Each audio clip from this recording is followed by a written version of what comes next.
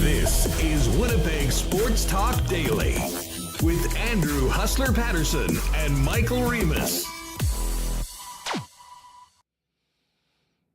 What is going on, everyone? Welcome to a packed Monday edition of Winnipeg Sports Talk Daily. Great to have you all with us, and got some big news this morning from the Winnipeg Jets. Nino back for 3 more seasons. We'll get into the contract extension right off the top, as well as get you ready for tonight's homestand finale. Wearing the 48s as the Jets take on the Carolina Hurricanes, wearing the special RCF jersey for the first of 3 times this season at Canada Life Centre.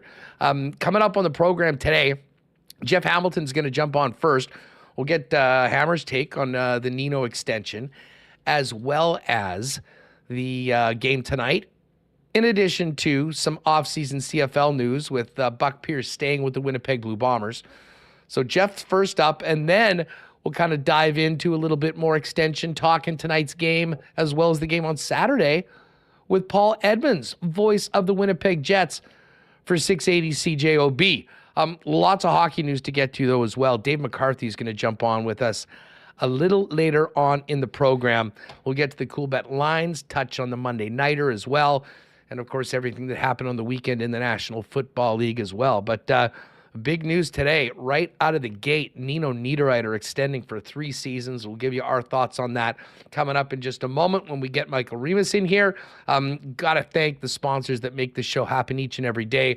Our friends at Coolbet Canada, Princess Auto, Little Brown Jug, the Winnipeg Jets, Boston Pizza, Royal Sports, Nick and Nicky DQ, F Apparel, Wallace & Wallace, Vita Health, Fresh Market, Canadian Club, Manitoba Battery, Aquatech, and, of course, our friends at Modern Man Barbershop. Once again, thanks to everyone that made the Movember push such a big success through November, with us raising, well, more than doubling our goal of $2,000. I think we ended up at $5,343 for Men's Health Initiative. So thanks again to everyone. And, oh, by the way, podcast listeners, YouTube viewers, if you have not already grabbed a ticket for our holiday party in support of the Christmas cheerboard, it's coming up in 2 days, Wednesday, December 6th.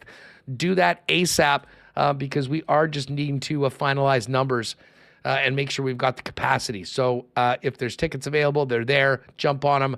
The link is in the description of this video. And if you're listening to the podcast, head on over to winnipegsportstalk.com. Grab yourself a couple tickets, bring a friend. And again, every cent is going to the Christmas cheerboard. We've got some great, generous donations from Nick and Nicky DQ, the gang of Boston Pizza for a slice, and some ice cream as well. And obviously we'll be enjoying Winnipeg's favorite local beer, Little Brown Jug. We're going to do a draw there as well, raise a little money for the cheerboard. And if you are coming, they're also collecting mitts, scarves, boots, anything to do with keeping people in need warm at wintertime to help out the Bear Clan Patrol. So just a note for Wednesday night. All right, let's get to it. Shout out to everyone that's jumping in the chat right out of the gate. Michael Remis, what's up? How was your weekend? Great weekend, Huss. I can't believe how warm it was. Don't even need winter boots. Minimal, strength of warmth for jacket. Crazy. December 1. We're into December. Feeling good, Huss. And we did, wasn't quite the level of, Thanksgiving when I called you frantic after the Shifley and Hellebuck sightings. But hey, a bit of a busy morning here for us, so I'm in a pretty good mood, actually. Good stuff. Yeah, that was the big news. Listen, Can all of you take your terrible Patrick Mahomes takes out of the chat and somewhere else? Thank you very much. We're here to talk about the Jets today and this extension.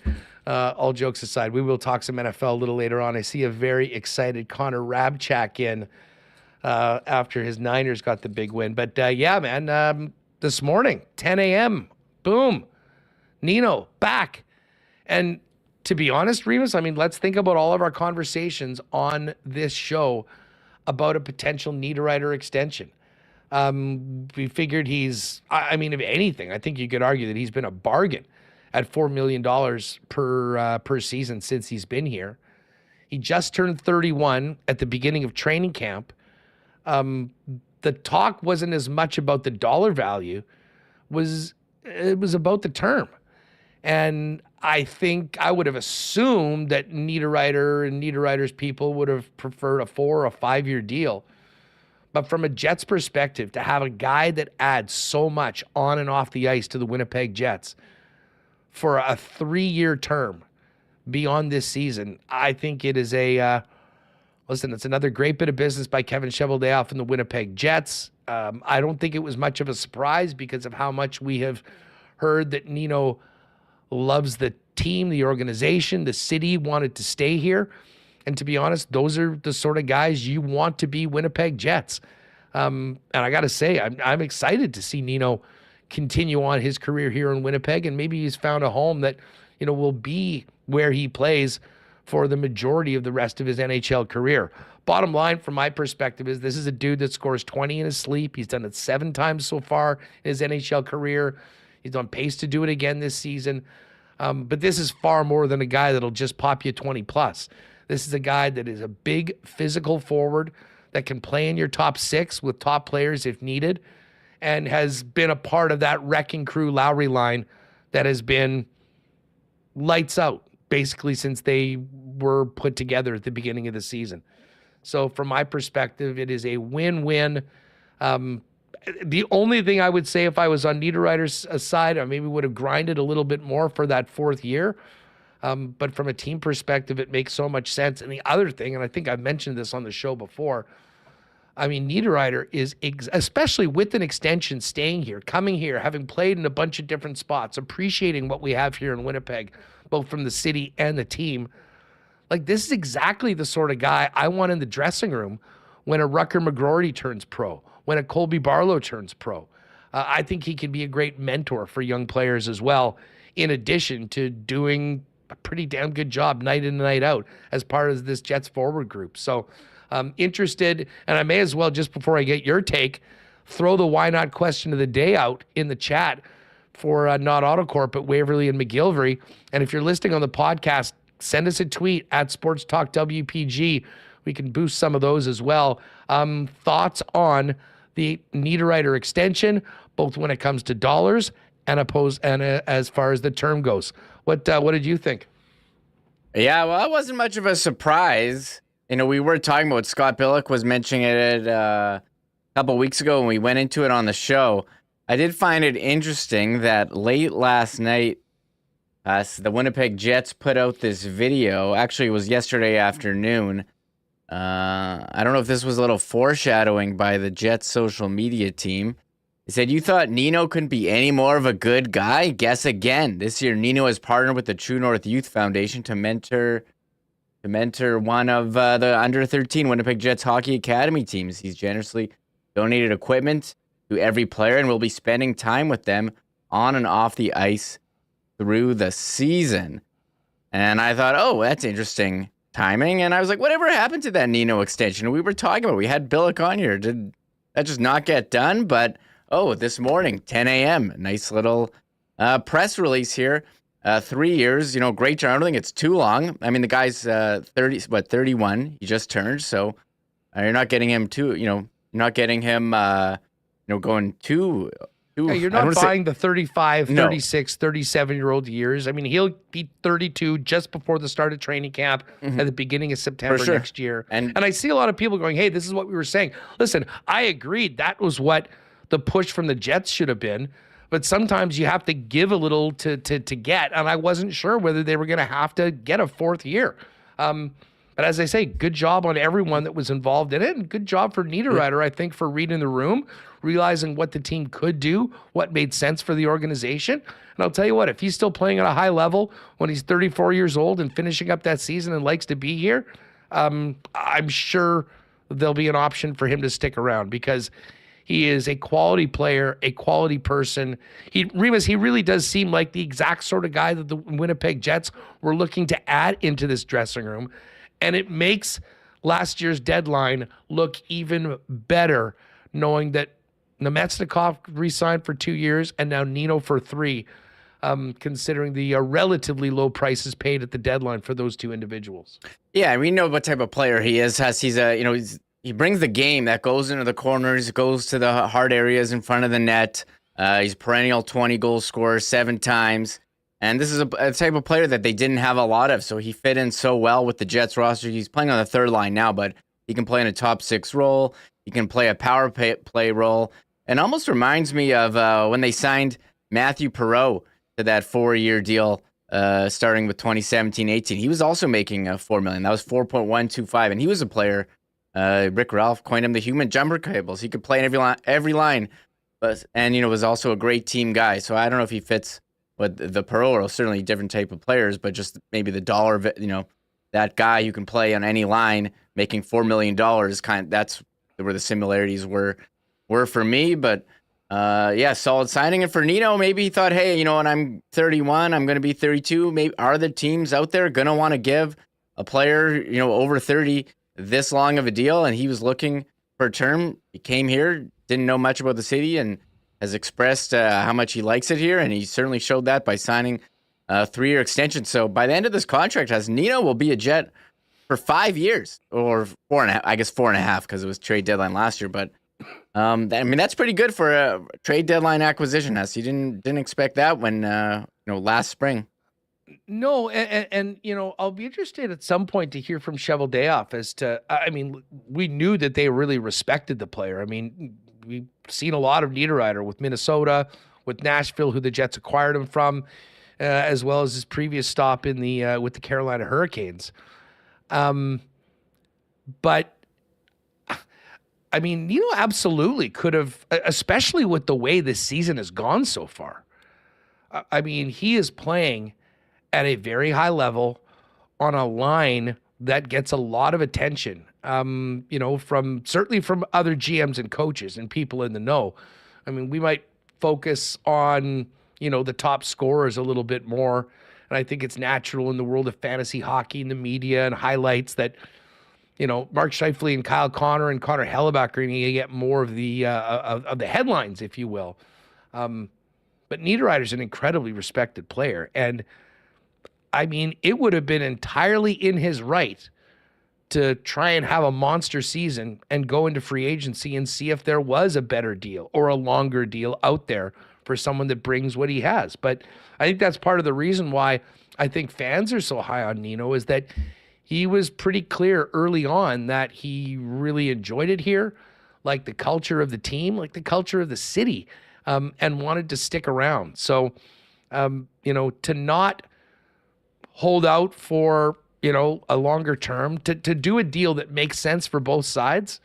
I think he gained even a few more fans right now. And as I say, I think Connor put out something, The Athletic, just in contract comparisons, had him valued at something like $6.7 million a year. Now, maybe that's the case right now. Will that be the case in a few years? Who knows?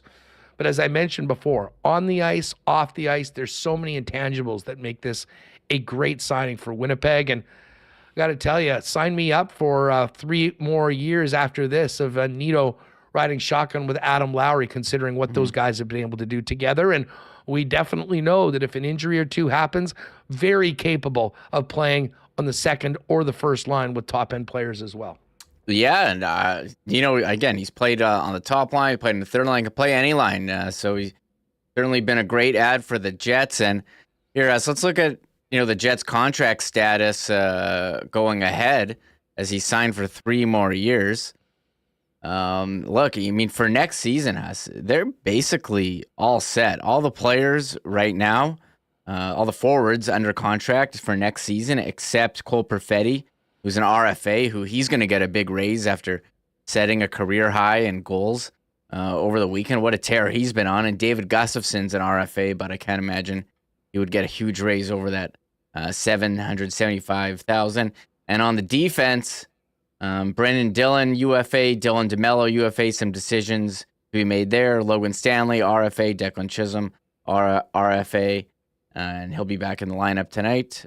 And Lauren Brossois, also a UFA. So, the Jets are going pretty good this year. They're, set to be in the playoff, or they're in a good position, to make a run at the playoffs here.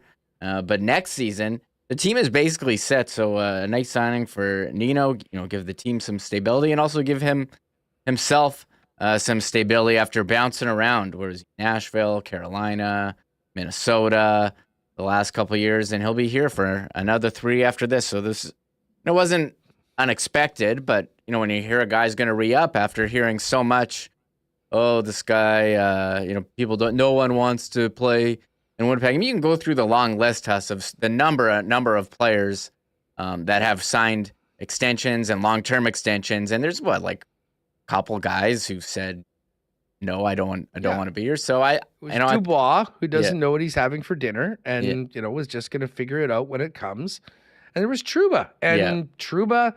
Listen, I know a lot of people bring Trouba up, and I understand why. You see what he's turned into for the New York Rangers, but let's not forget that the Jets knew that this was the case. The more I look back at how the Jets handled the Trouba situation, I think they did exactly the best that they could.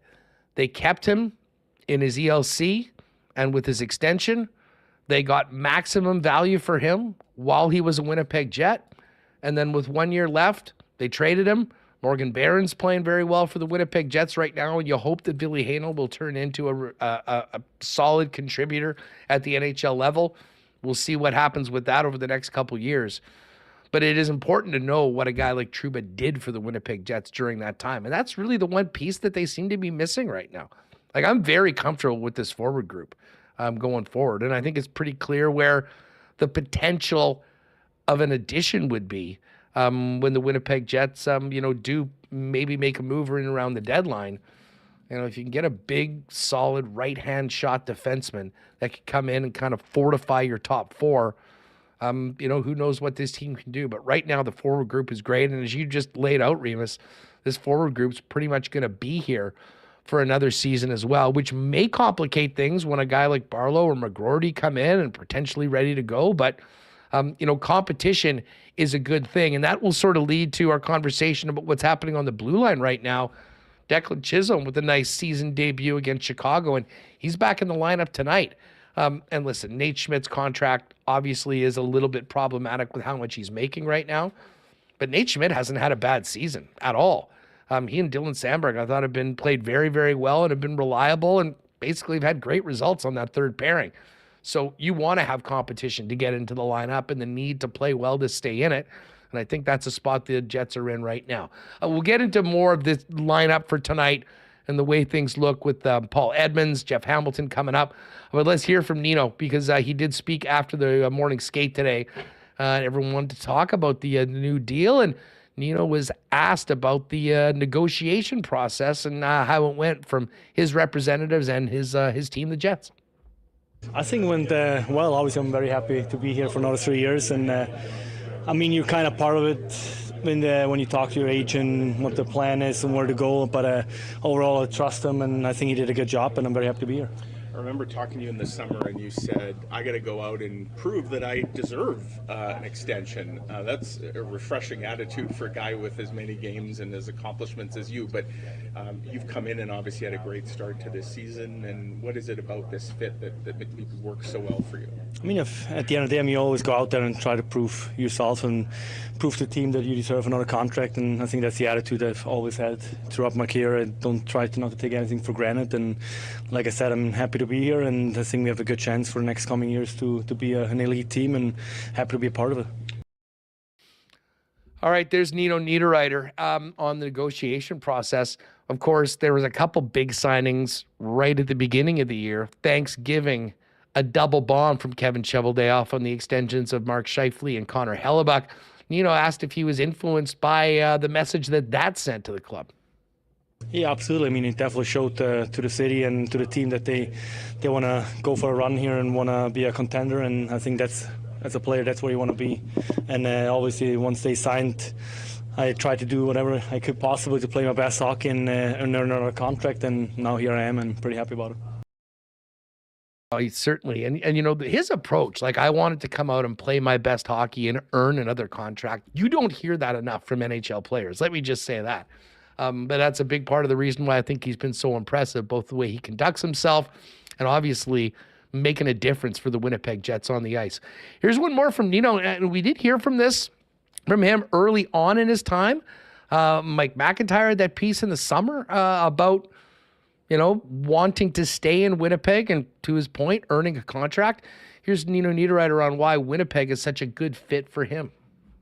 I think it's a hard-working group. I feel like they keep each other honest, and you got to earn your ice time. I mean, the coach is straightforward, and the thing with the line I've been on with Appy and Lousy, I think we got a great role. We know exactly what we got to do, and I think been doing a pretty good job with it. But we know it's a long season, a lot of tough games ahead of us, but it's been fun. At your stage in your career, 31, how much did, I guess, some stability and, because you see guys who maybe bounce around on one-year deals as they get into their 30s, right? And was it important to you to kind of have a place that you could just plant your feet in and know that you're going to be around for a while? Yeah, absolutely. I mean, like you said, obviously anything can happen any given day. You never know what's going to happen, but it's definitely a great feeling to know, to have a chance to be here for the next 3 years. Like I said, I feel like we have a really good chance to be a contending team here, and I think that's where I wanted to be. And I mean, like you mentioned, it's a tough market out there. Obviously the big players getting paid a lot of money, and the middle class, I guess, they got to work for it to earn it. And I think that's what a free agency is always a dangerous thing to go into. And I'm obviously, like I said, very fortunate to be able to be here. Funny hearing Nino refer to himself as middle class, because he has been all class since he's been with the Winnipeg Jets. Rick Bowness, I'm sure, was quite pleased to hear the news today. Here's Bones on the signing of Nino Niederreiter.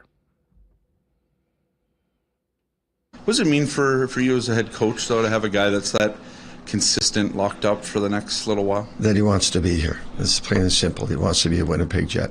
Another guy that could have played out the season, got into unrestricted free agency and see what else was out there and other locations, other teams, but he wants to be a Winnipeg Jet. So he's been a huge addition to our team since we got him last year. The versatility, he's a competitive, he's a great teammate, he's a hard-working guy. He's a really good Winnipeg Jet. Yeah, you've talked about that quite a bit. It's important to have guys who want to be here. It's been Scheifele now, Hellebuck that's signed this year. Now you got Nino.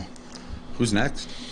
But how important is that sort of does it help with buy-in? What does it help with guys? Listen, all we heard a couple years ago was people wanted out. Now all we're hearing is people want in. That's a great thing.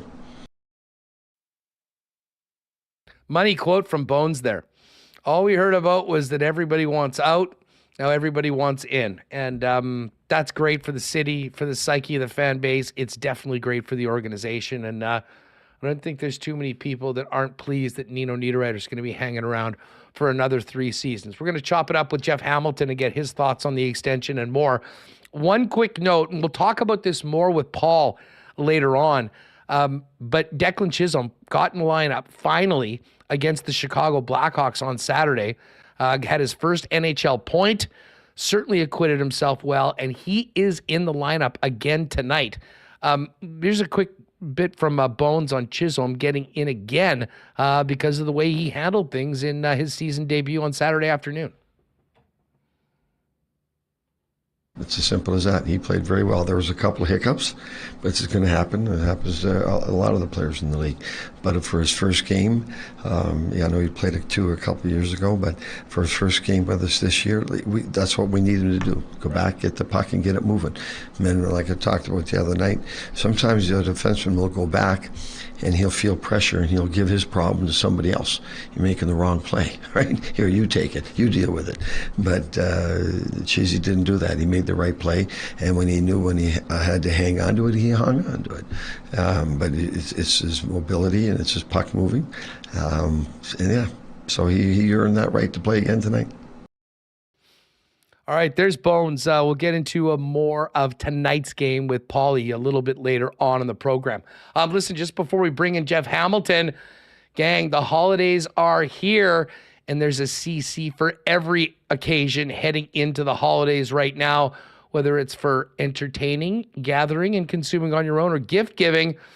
Our great partners at Canadian Club have gift options for whatever you're looking for, and sales all month on Canadian Club favorites, including original 100% rye and CC Classic 12-year-old. But make sure to keep your eye out for the limited release CC 15-year-old Sherry Cask, which is still available. The Invitation Series CC 15-year-old Sherry Cask is the signature 12-year-old whiskey finished with a secondary aging in Oloroso Sherry Casks. All the hallmarks of classic Canadian Club with the added richness and sweetness of sherry. On sale now while supplies last for $79.95. A great gift idea. And of course, all Canadian Club products are on sale this month at your local Manitoba liquor marts. You know, what a weird morning today. I mean, almost zero visibility with the fog. Beautiful hoarfrost right now. But we know that the deep freeze is on the way. Maybe it's a good thing we got that contract extension done with Nino beforehand. Are you ready for winter? Manitoba Battery will get you ready for winter with the best prices on batteries in town and the best service. Head on over to manitobabattery.com and make sure you're ready for the grind of the Winnipeg winter. And when you're getting a battery for your car or truck, you are getting the best price in town, period. Prices beating the pants off the big box stores. And to make it even better, Donnie and Manitoba Battery will deliver it to you for free anywhere inside the city of Winnipeg with any purchase over $60. It's just that easy. So go to manitobabattery.com, give them a phone call at 783-8787. They will bring it to you. If you do need a free battery test to see how you're doing or you're in the neighborhood, you can always pop in to see them at their store at 1026 Logan Avenue. We mentioned the great success in the Movember campaign with our friends at Modern Man Barbershops. What a great month it is, but now it's time to get looking good for the holidays, folks. I got an appointment tomorrow. You can pop by one of 8 conveniently located Modern Mans around, including the newest locations on Pembina Highway or Plessis Road. And they've got you covered with haircuts, beard shaping, shaves, color services, and more. Make an appointment and book your look via modernmanbarber.com. And give them a follow on Instagram as well at Modern Man Barbershops. And hey, don't forget, maybe you're probably thinking about you and your family. What would be a great gift for the fam? Well, what about a home renovation, a spa, a hot tub, maybe one of those saunas we've seen before? Whole home renovations start with Aquatech. With thousands of renos as their foundation, Aquatech can upgrade any space in your home. If you're ready to enhance your kitchen, your bathroom, or even add a man cave to your home, visit aqua-tech.ca to learn more about their whole home renovations, including financing options. All right, it's Monday. Let's get the hammer in here and get things going. What's going on, Jeff Hamilton of the Winnipeg Free Press? How's your operation? That was my operation. My operation's going just fine, Huss. I got the weekend off. I'm just nestled into my Winnipeg Sports Talk hoodie here. So hugs me back on a Monday when nobody else will. So it's it's a nice little start to the week. Looking forward to this week. And I don't know what I'm doing these days. I'm doing a little bit of Jets, doing a little bit of everything. So it's kind of with the rear view mirror now with the Bombers wrapping things up. It looks like it's going to be an exciting winter here to come. Yeah, no doubt about it. Listen, we'll get to the Bombers because it was kind of a busy, newsy week last week for the Blue and Gold. But, I mean, the headline story today is the 3-year extension for Nino Niederreiter, making the same money he's making right now, $4 million a season. I mean, the guy has just delivered in so many different ways since coming here. What was your reaction to the deal, and how important is it for a team to keep a guy like that around for the next 3 seasons? Yeah, I think it's, you use the word, I was about to use the word massive, and it's massive in context. I mean, obviously, the Mark Scheifele and Connor Hellebuck deals were both more expensive and for longer term. So I think the word massive would be probably more appropriate to describe those players' recent contracts. But if you look at what Nino Niederreiter has been able to do really since arriving last season for the stretch run, I mean, it wasn't long after his arrival, I think it was what, February, that media fans started talking about how he was setting the standard for the level in which this team should play, and he's continued that on through this season. So I think if you look at it, it is interesting. You know, it's the same term that he's coming off his most recent deal. I think that has to do with the fact that Winnipeg has some work to do with signing, you know, wanting to take maybe even a little bit of a hometown haircut, if you can even call it that, given his term here. But certainly Nino's been liked what he's seen on the ice in Winnipeg, off the ice in Winnipeg. I think for him, he's looking at the opportunities up and down the lineup. Yes, he's on the third line, but does it feel like to anybody that he's a third line player on this team? Absolutely not. He plays in several different situations, has been given opportunities in every area of the game for this team. And I think that's what you look at when you sign the 3-year deal at $4 million apiece is a place to stay home, right? There's a guy who jumped around a little bit in the last few years after being, you know, a mainstay in Minnesota. So I think he looks at Winnipeg, the opportunity here, what he's been given in less than a calendar year's time. And I think it bodes pretty well for both sides. You get a hardworking guy who wants to be here. And that works for both sides of the line with management, obviously, and of course the dressing room. You know, listen, for those of us, and I mean, sometimes I joke that, no, I mean, half joking, that Winnipeg has a bit of an inferiority complex, and we want people to, like, we know there's some shortcomings. We know there's some things that we've got here, like the winter, that, you know, they don't have to deal with in a lot of other places. And, you know, that might make it, on the surface, a less desirable place for players to play. And certainly we've gone through everything with Dubois for the last couple of years. Before that, it was Jacob Trouba, and there was a bit of a narrative, probably unfair narrative, to be honest, that, and Rick Bowness touched on this, that everyone wanted to get out. And now he said everyone wants to be in. Like, how, if just from your perspective, for where the team is at right now, considering that Hellebuck and Scheifele extensions, and now Nino Niederreiter coming here at the deadline and inking for another 3 years, how much further ahead is the team when it comes to not having those questions, and basically to what Rick said, people that are committed to being their best and to doing it here and to helping this team win, not necessarily playing really well for a contract somewhere else so they can leave? Yeah, look, I mean, Winnipeg is always going to have, you know, the special list of cons on a player's, you know, pros and cons list when they're deciding, you know, where they want to be, where they want their families to be, where they want their children to be. And I don't think that list is necessarily a super long one, right? I mean, cold winters, maybe not as much to do as obviously cities like in Florida or other places in the States, other places in Canada.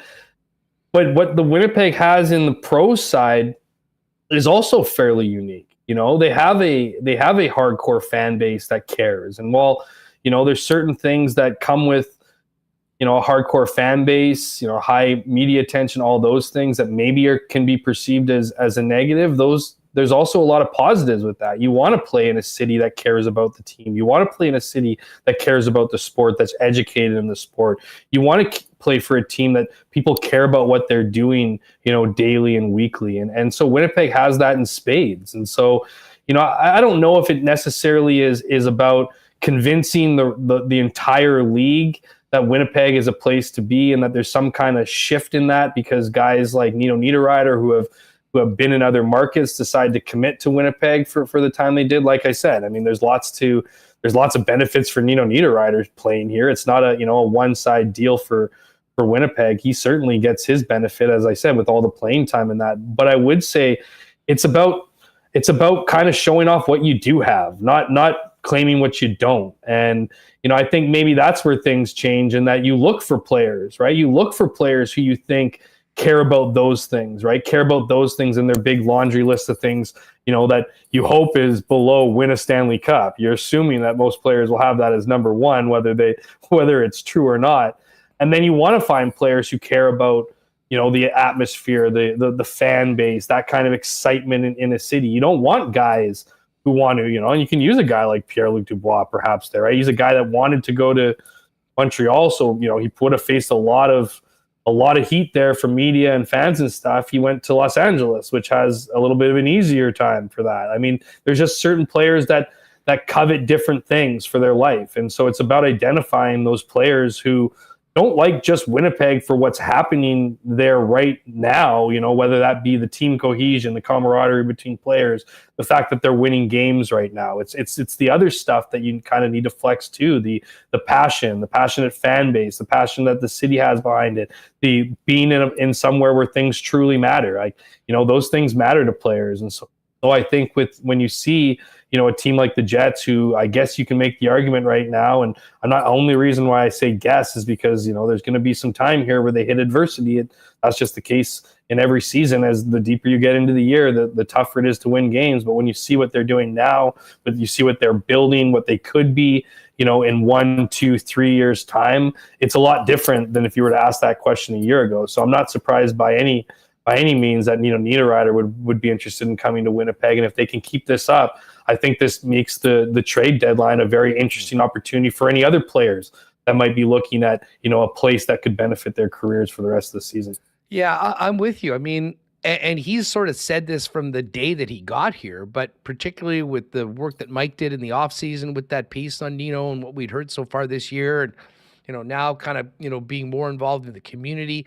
I mean, you want guys that embrace the city, the organization, and what it means to be a Winnipeg Jet. And, the Dubois comparison is somewhat funny in that, by all accounts, he was a pretty good teammate. But, every time I hear Rick Bowness speak to, we want guys that want to be here, I think about, the toll that takes on uncertainty, or just those stories coming out that, it's a one-way street with certain players. And, you're certainly better off to move on and have guys that embrace it. And to use Bones' term, all in, not just for the short term, but for the long haul and what they're trying to build here. Yeah, and I mean, not to completely move away from the Jets, but it's not like the Winnipeg Jets are the only team every offseason that's dealing with a player or two that might not want to be back for, it could be for different reasons. In some cases, it could be for what's going on in the dressing room that has nothing to do with what's happening outside of it, right? I'm not talking about the Winnipeg Jets in particular. I'm talking about other places where, players want out of every single market. They're not having a beef with the amenities outside of the rink. Sometimes it's the coach. Sometimes it's, the opportunity. It's the system they play. There's lots of different things. And I think what Winnipeg under Rick Bowness has been trying to do really since the start of last season and wasn't going to happen necessarily overnight or within a year, is to bring in that be proud of where you're from, and I think that maybe that was there's definitely a handful of guys in there that probably needed that message, right? To be proud of where they're from. A lot of guys that didn't know any better, have only ever grown up in Winnipeg in their NHL careers, right? I mean, maybe needed to be reminded how special that can be. I imagine Mark Scheifele, I mean, he's already talked about it and, in interviews since signing his long-term deal, as I think there was a lot of reflection this offseason, right?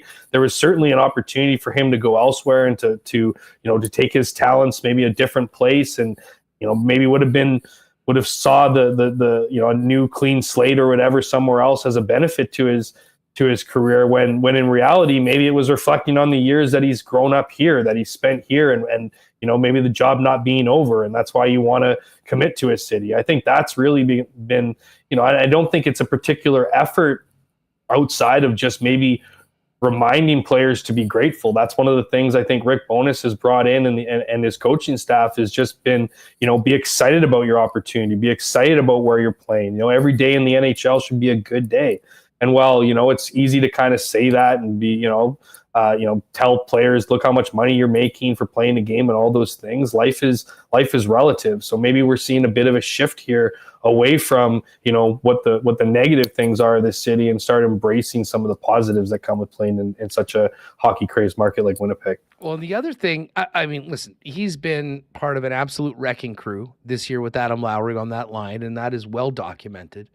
We know that he's a guy that can play in the top 6. He did last year. I wouldn't be surprised if at some point he's back up in the top 6, this season. A versatile player can do all those things, but there's another side of Nino with his experience, with his consistency, with his attitude.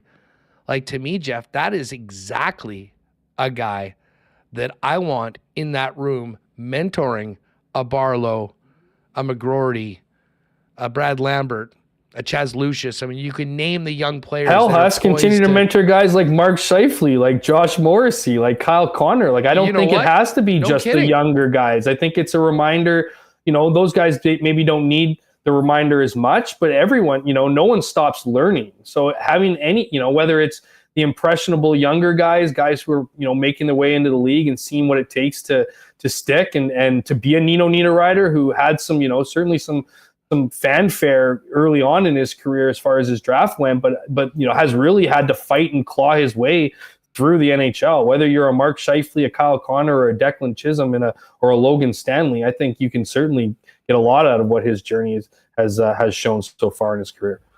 You know what? As I sabotage your question, I'm sure you're heading there. No, but I mean, we're just saying, hey, it's a great point. I mean, he's obviously been a very good influence on the guys that are here right now.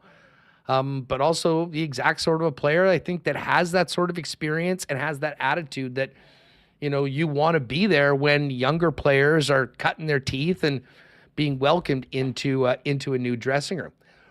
Remis does bring up a very interesting point, though. For next season, Connor, Scheifele, Ehlers, Iafallo, Nino, Velarde, Lowry, Appleton, Nemetsnikov, Barron, and Axel, and although Axel's at league minimum, all have contracts. Cole Perfetti will get another contract. When you look at that, there's going to be a lot of competition, and these young players are going to have to show that they're ready to go and that they belong to crack a lineup that has been putting up some very good results so far this season. And again, things can change. If they're trying to add a defenseman, it does maybe give you a little bit more assets that you can kind of shift from forward to defense. But it is interesting how set this team looks for the next couple of seasons for sure. And of course, beyond that, for some of the most important players like Scheifele, like Connor, like Morrissey, like Hellebuck. Well, yeah. And I think when you, it was, I don't want to say doomsday, but with Connor Hellebuck and Mark Scheifele coming to play into their last season, obviously this offseason was spent a lot about talking about what their futures would have or what they could mean. I mean, they ultimately, and we talked about this a lot, Huss, for the weeks and maybe even the entire year, about they're kind of the domino pieces, because if you took anything away from the postseason interviews, whether that be the players you're talking about, guys who are under contract for a few more years, and Josh Morrissey, Kyle Connor, Nikolai Ehlers, I know is coming up sooner than later, but those guys were looking very closely at what the next moves would be, at what Mark Scheifele and Connor Hellebuck's future would be, because if those guys don't sign long-term commitments, and really that's where it was headed, it was either going to be a long-term commitment or they were going to be somewhere else. I think a lot of that, you're looking at the contract sheet there. There's a lot of guys that might have been under contract for the next few years that probably wouldn't want to be under contract in Winnipeg for that entire contract. So I think you're looking at a completely different look now. I think you're looking at maybe guys who, maybe even guys like Kyle Connor and Josh Morrissey, that I don't want to say maybe they're exhaling a little bit easier. I don't think that would have necessarily don't have to be that dramatic, but when they have two of their friends come back and two, integral pieces in Connor Hellebuyck and Mark Scheifele, I think you start feeling really good about your own current deal and what you might be doing with that. The conversations to your agent might have been drastically different after those signings than before, because I think there was for a lot of players and fans included, a lot of a wait and see approach here. And given that given what we've seen over the last few months, how different it could have been, or at points may have even been headed to look at what they're doing now and to talk about players and being under contract for years to come. I mean, that's got to feel pretty good to be a Jets fan. Yeah, no, I think the Nino's addition, when I think back to last year, was a real boost in a lot of ways to the organization. And listen, he's done everything right on the ice. He's said all the right things. And he seems just to be a great fit. So a good day for the Winnipeg Jets and another good day for Kevin Cheveldayoff, who's had a few of them since the beginning of training camp for the club. Obviously, they're playing the Canes, one of Niederreiter's former teams, tonight. But I've got to ask you about Saturday. And obviously, the Jets won. Declan Chisholm got in the lineup, and I joked to Remis, the early start and the goal by Connor Bedard was just an opportunity to live bet the Jets on the puck line at that first TV timeout if you care to dabble. Yeah. But Connor Bedard, I could not be more impressed with him, man. He, to actually get a chance to see him playing in the NHL at that level on a team that was completely outmatched. Jeff, he still manages to do things every time he's on the ice that are dangerous. That backhand pass that he made that wasn't turned. I mean, we saw Scheifele do that earlier to Connor. I mean, that was a world-class play. We said that might be the assist of the season. Bedard did the same thing. Just thoughts on getting a chance to see him in person for the first time, and how much we'll be talking about that guy. And maybe not so happy he's in the Central Division in years to come. Well, I guess the good news, Huss, there is that you'll see him quite a bit because he's in the Central Division. The bad news is everything else that comes with it, that this guy is looking every bit like the generational player that he's been dubbed. And I know generational is a word that a lot of people seem to be miffed over using. It seems overused, but this guy seems to fit the bill. I mean, it's just, whether it's his maturity off the ice, his maturity on the ice. I mean, you talk about that pass. It's one thing to have the skill and ability to do that. And to deliver that pass, it's another thing entirely to deliver that pass in an NHL game and just have the wherewithal to come up with that as an option. So, this kid's obviously incredibly special. He's not huge, which I find interesting. 5'10". He's not super short or anything, but just for his ability to be comfortable to play against top end talent and to do so now with obviously Corey Perry, that situation, he was brought in to mentor. Taylor Hall was brought in to mentor. He's out for the season. A lot of these guys that they brought in to kind of give him help are kind of no longer available, or at least aren't available in the ways that the team was expecting them to be. So just for him to have to kind of carry the weight of the world on his shoulders, if you will, and that world being obviously the NHL, it's a pretty cozy world to be in, but one that he's handling, I think, incredibly well, and it's going to be crazy, man, because just to see what he's been able to do on the ice just this season, it'll be interesting to see how he ends the year, and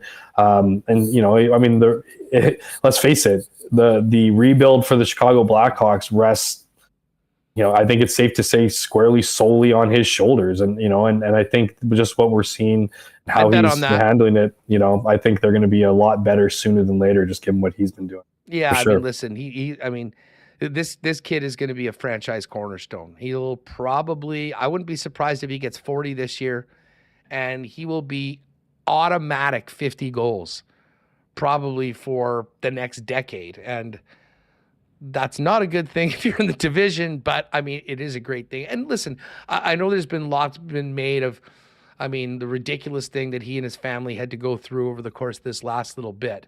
And I won't speak to Friday here in Winnipeg. I wasn't there. I don't think you were there either.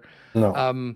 But I will say this: he's had a spotlight on him that rivals. There's very few players ever. Connor McDavid, Sidney Crosby.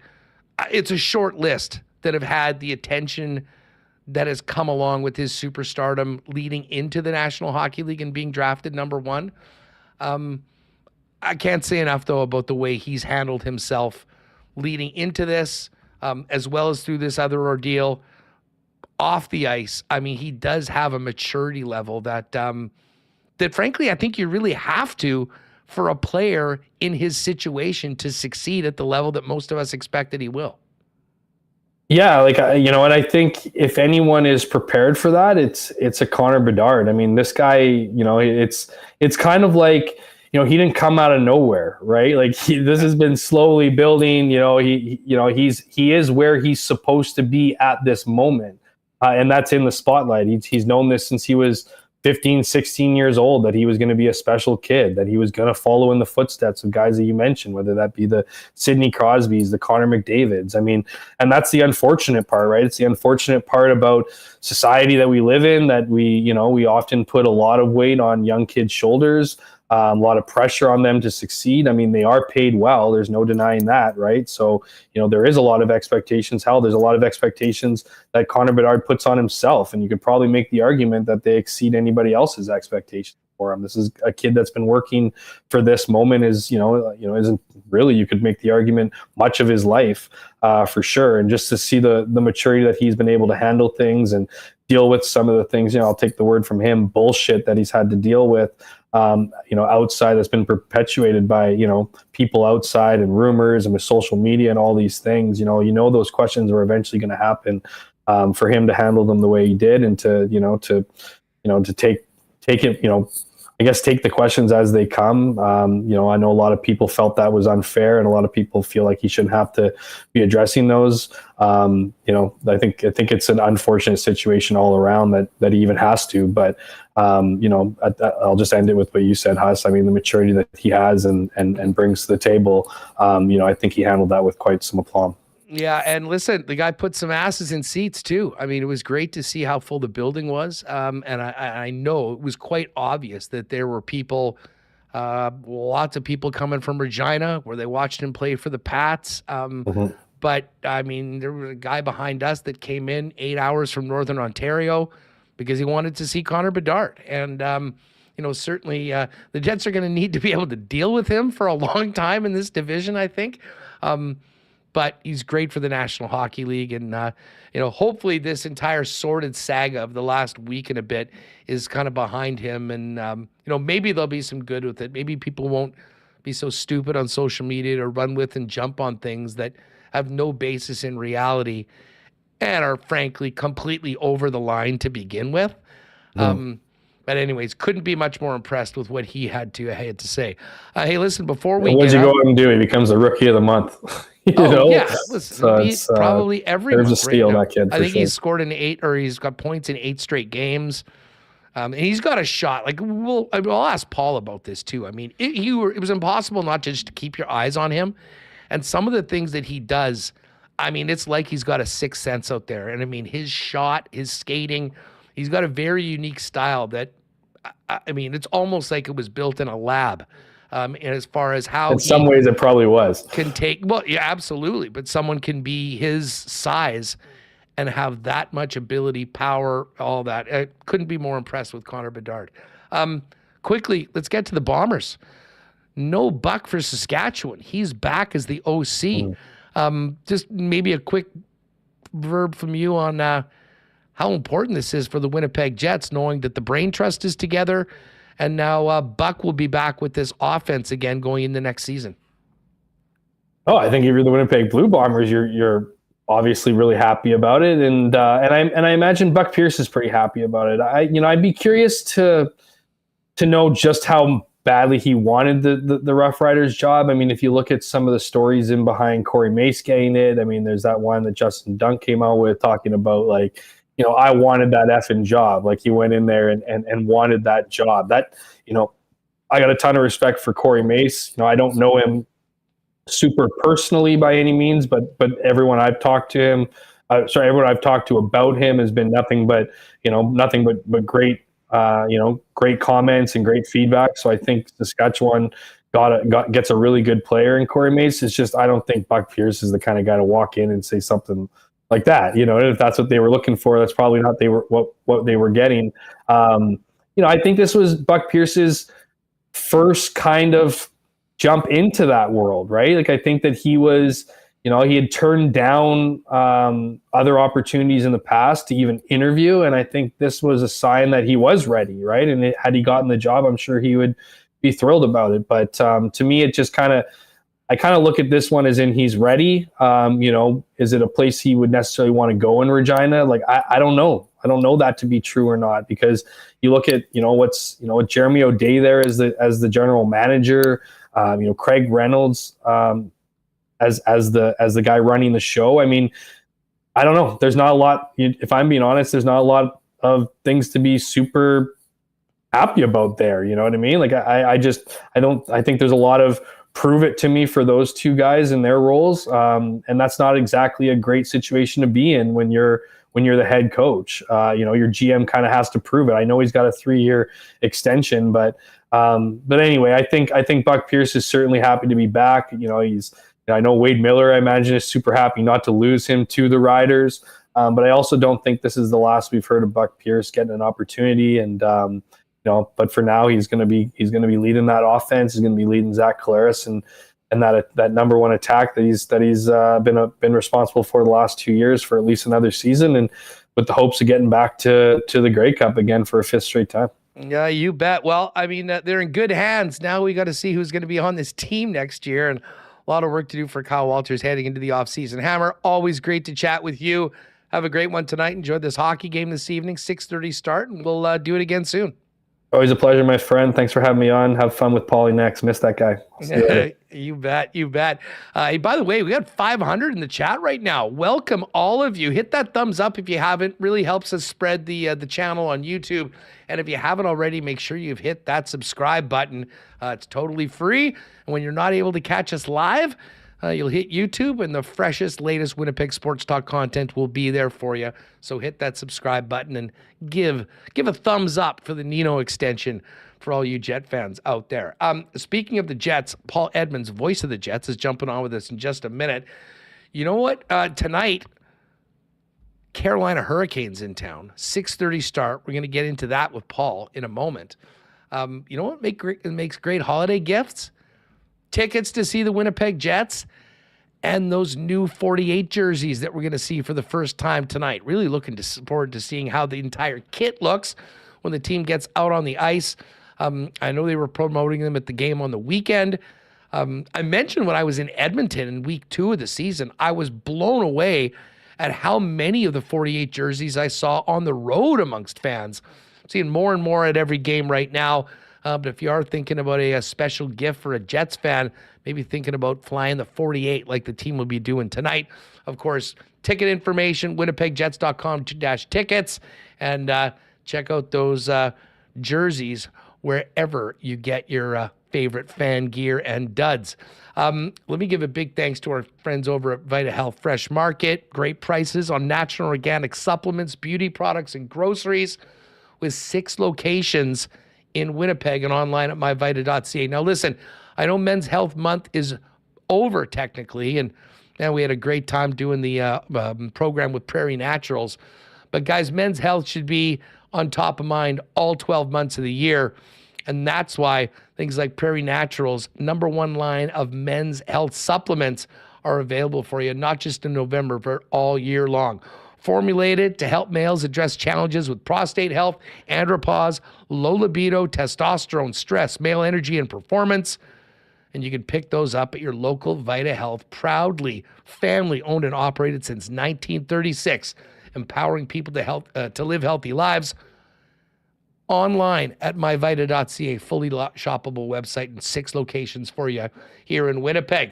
Our friends at Wallace & Wallace are great supporters of Winnipeg Sports Talk. They're the fencing and overhead door specialists here in Winnipeg since 1946. That overhead garage door of yours had lots of ups and downs this summer and fall, but it's about to work a whole lot harder because winter puts much more stress on a garage door. The right time to prevent downtime this winter is now. Call Wallace & Wallace to book your inspection and maintenance service. Call today for residential and commercial overhead doors, sales and service.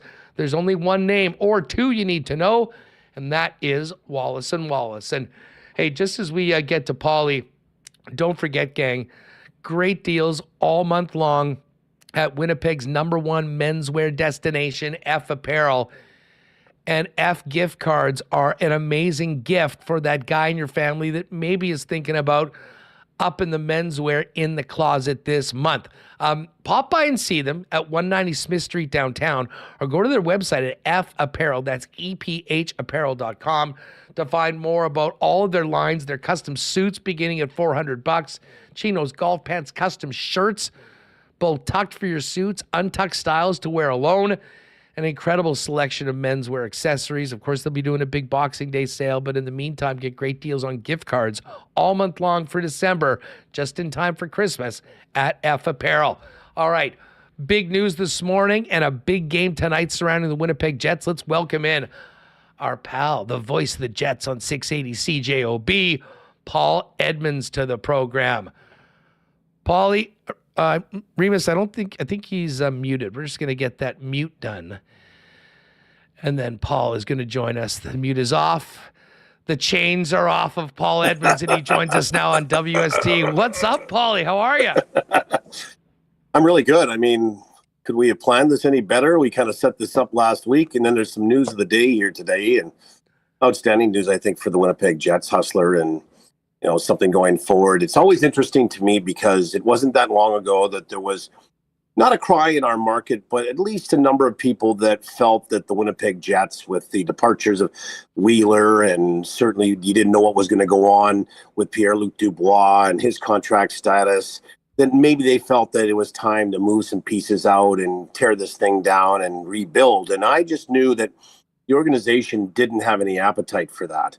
And then you move Wheeler out via buyout, you make a trade, multiple player trade with Los Angeles. You get 3 real key pieces back, 2 of which are in the lineup now, in Balharry and certainly I follow. The other guy in Kapari, you're waiting to get him off the shelf.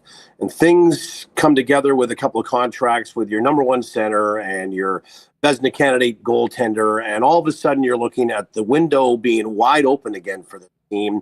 And if there was any more sort of illustration as to the window being wide open, you see a guy that signs a 3-year contract extension for not a lot of money, the same amount of money he's getting paid right now on a current deal. And it's not, I think, extending to anybody that's going to be looking at a contract that goes too long. And all of a sudden you say to yourself, boy, this team is probably capable of a few things with some tweaks here and there, not only for this year, but for many years to come with the same group. And, you always talk about running it back. Well, if they have some success this year, I guarantee they're going to run this thing right back. And why not? Everybody wants to be here. And that's the key today that we heard coming out of Jetsland, was that, players want to be here. There's nobody that doesn't want to be here anymore. And again, that was proved today with the contract extension of Nino. It's funny, and I was thinking about this when Bones has mentioned this a number of times. Everyone's here wants to be here. We heard about guys wanting out. Well, now everybody wants in. And those are music to the ears of fans, I think, and very important for the team and the city and all of that.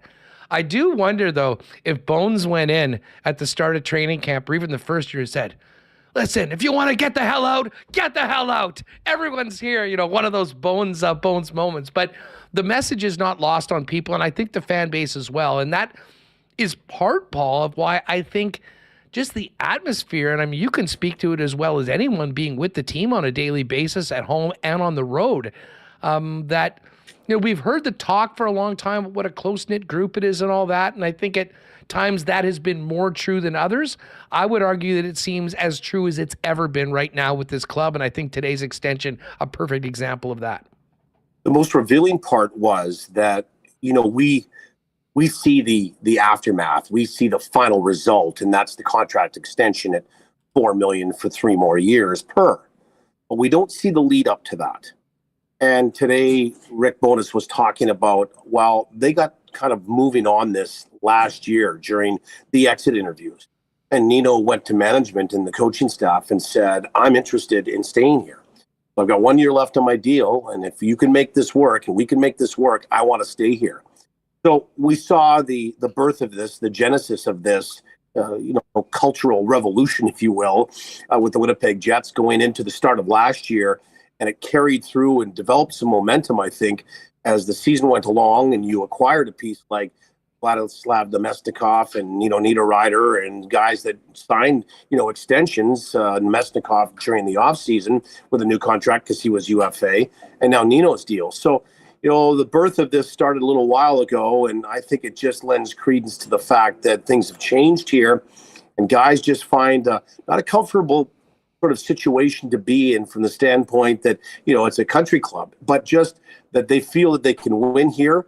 They're happy here. They're happy with the environment in the room, and they're certainly happy with the exterior aspect of their families being happy in this market. And I think it goes back and lends a lot of support to the fact that 1.0 was like that.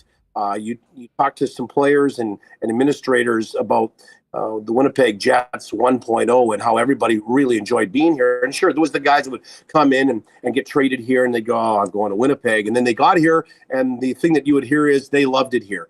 And I think we're seeing the exact sort of history repeat with this group with 2.0.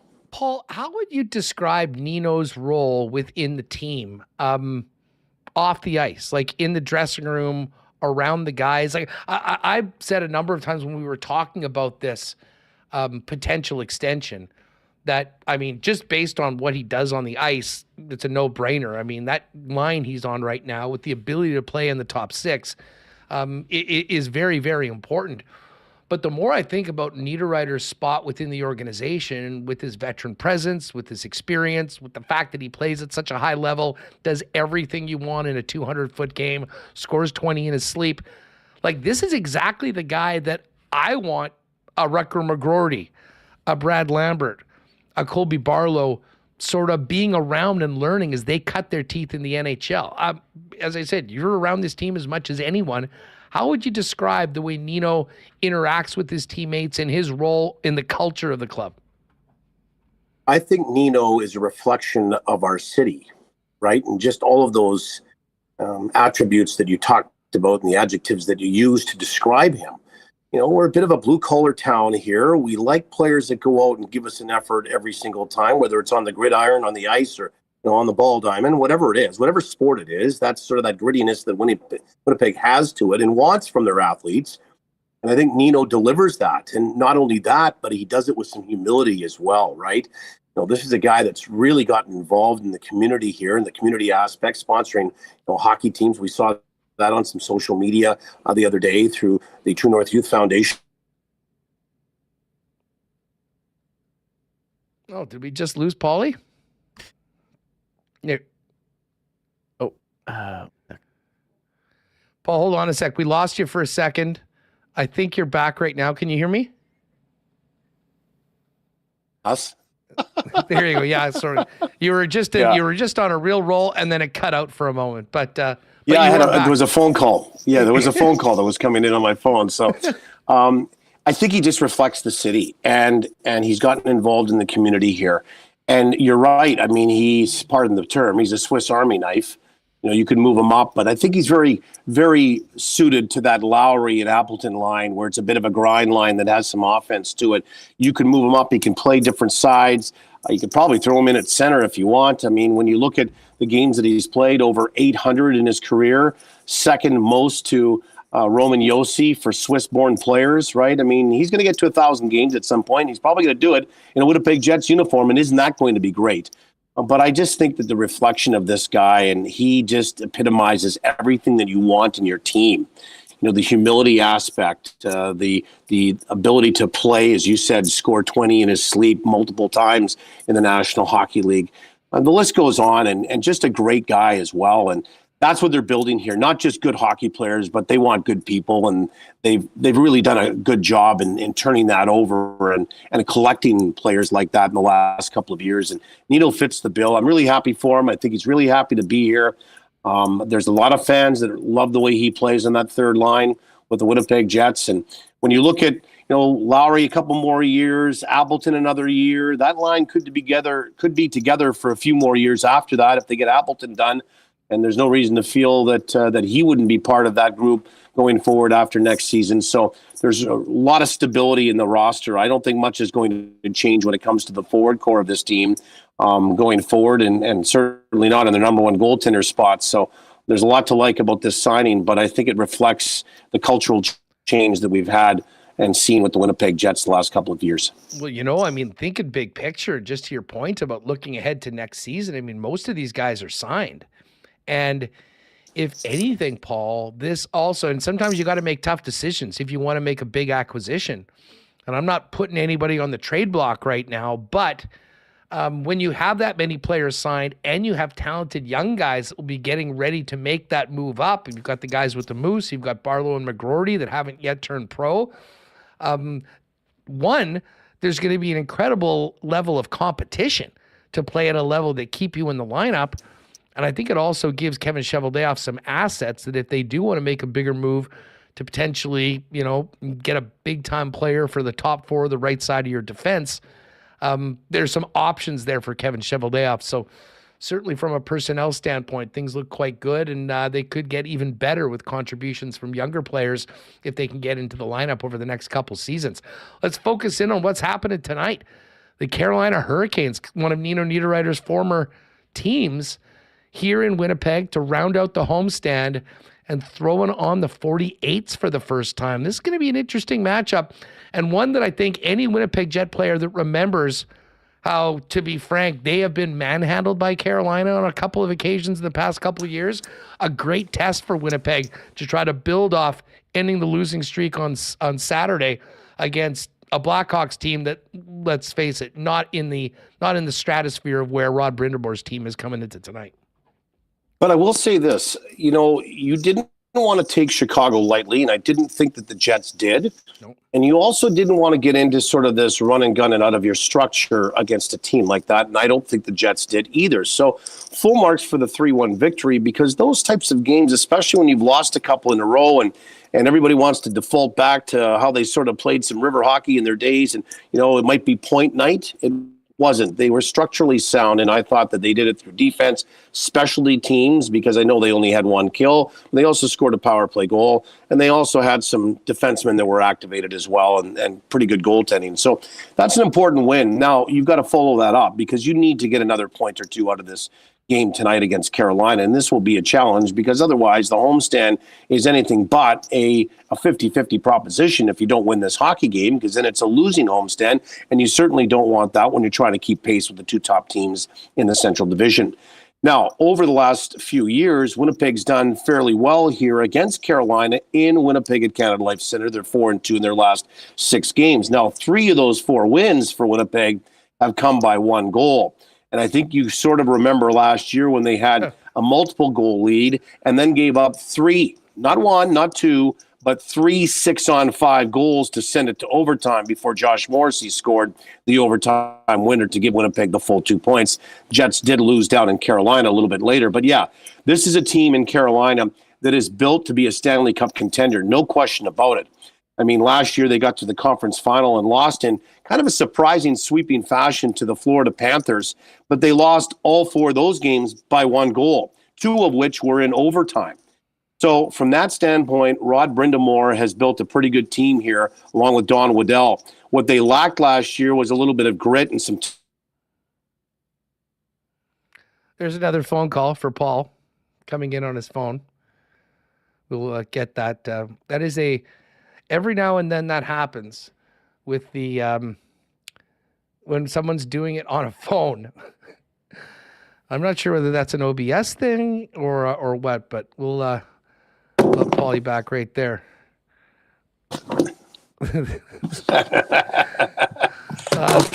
The beauty of the live shot here at WST. By the way, just while we get Paul set up again, that game last year was a wild one, and it was David Riddick that was in net for that game. And interestingly enough, it's Laurent Brossoit in net tonight. I kind of thought they might roll with Hellebuck, knowing there was 2 more days beforehand, but we'll get Paul's thoughts on that as well. You're too popular of a guy in the middle of the afternoon, Paul. So I got to tell you the backstory on this. Before I went on, I left 2 phone messages, okay, for 2 outlets, thinking, and one of them was the bank. And, they put you in queue at the bank, and then they're going to call you back and, sit around your phone and wait for the next 5 hours and might ring. Well, they got back to me a little bit sooner than I thought. I thought I had a bigger window. So that's what's going on here. I don't think anybody else is going to call me unless, of course, it's my bride. But she doesn't call until the kids are picked up from school. So anyway, Hustler, from that standpoint, this is a tough Hurricanes team. I mean, they've got some toughness. They added Brendan Lemieux. They got Tony DeAngelo back. Neither one will play today because I don't think that they feel it's going to be that type of game. But they got manhandled a little bit in the playoffs last year by the Florida Panthers. So they've made some alterations to their team, added a few pieces where they feel that they had to get a little bit stronger. But I think that this is a team that is destined maybe for another run to the conference final in the East, maybe challenge for top spot in the Metro. And that's another thing. Winnipeg was not very good against the Metro Division at all last year. In fact, their record was 4 games under 500 at 6-10. So from that standpoint, you've got to get better against all the divisions if you certainly want to, make hay and climb in the standings. So an important game for the Jets, important for a lot of reasons. Let's see where they're at. It's sort of a litmus test, a challenging game to kind of view your game, but also to finish up strong on the homestand, and then at the same time to get out of town and continue to keep pace with the 2 heavyweights in your division in Colorado and Dallas. Hey, let's talk about the goaltending. I mean, LB, this is a big start for him, I would suggest. He hasn't played a ton so far. He's sort of been pretty good at times, a little shaky at others. I thought maybe if they were going to play him, it might have been Saturday because of the quality opponent. I mean, just your thoughts on the challenge for Brossoit and how important it will be that he plays his best if they want to come out of this with 2 points. Well, there used to be a time long ago when you looked at your backup and you looked at the standings and you looked at the teams coming in. And if they were below sort of the playoff line, your backup went. But then things started to change in that sort of mentality and that philosophy that those are games that you really need to win or you expect to win and are winnable. So that's when you go with your starter.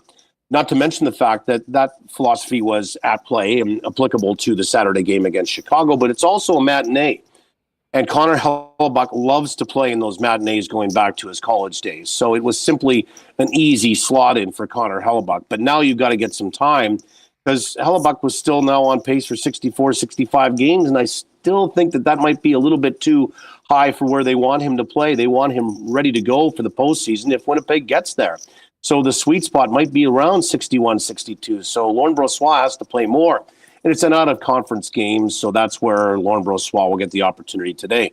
Now, I felt the last couple of starts for Lauren that he's looked a little bit more comfortable. I don't know what for many reasons it could be assessed here, but just didn't start the year that we kind of thought that he was going to. Maybe put too much pressure on himself, and maybe there was, the expectation coming out of Vegas in that Stanley Cup championship where he wins, 5 of their 16 games to get to the Stanley Cup and win it, that he's kind of coming in here to do that and play more games. We knew he was never superseding Connor Hellebuyck, but he knew that he was going to get more playing time. And I just think that he's kind of got grounded here in the last few starts. And I kind of wrote it down here. He's 2-1-1 in his last 4. So, points in 3 of the last 4 that he's helped the team accumulate. So I think that's important from the backup standpoint. He doesn't have to go out tonight and be fancy. Just stop the puck and let the second and third chances be cleared by the guys in front of you. So we'll see what happens. But Laurent Brossoit, is it another important start for him? Of course, they all are.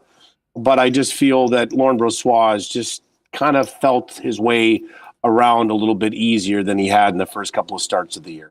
Yeah, I was with you. I mean, I thought the first 2 were a little shaky. He got it together in the next 2. But I will say this. I mean, sitting on that goal that he gave up against Nashville and the way that game went and doing it for, I'm sure he probably would have loved to have gotten in a little earlier just to move on from that. But I guess the point is this is probably the biggest test he'll have up to this point this season, although I guess he did play the first game against Vegas. Hell of a hockey team themselves. But it's all hands on deck tonight. If the Jets want to win this game, everyone's going to have to be at or near their best. Declan Chisholm gets back in. What were your thoughts on his game? And I guess I just want to put this out. I know there's a lot of people talking about Nate Schmidt. I realize that he makes a lot of money, and that probably is why there's a bit bigger target on his back. But I don't see this really as a shot against Nate Schmidt, to be honest. I think you look at all the numbers of he and Dylan Sandberg on that third pairing, and they have acquitted themselves very well.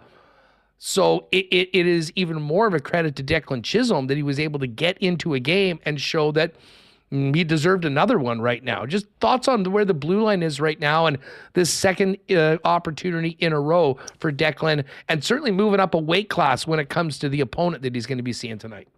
Yeah, that's the difference. I mean, this is in Chicago. Although you're defending probably one of the soon-to-be premier players in the National Hockey League in Connor Bedard. But at the same time, I thought Declan was very good the other day. And as Coach Bowness mentioned, there was a couple of...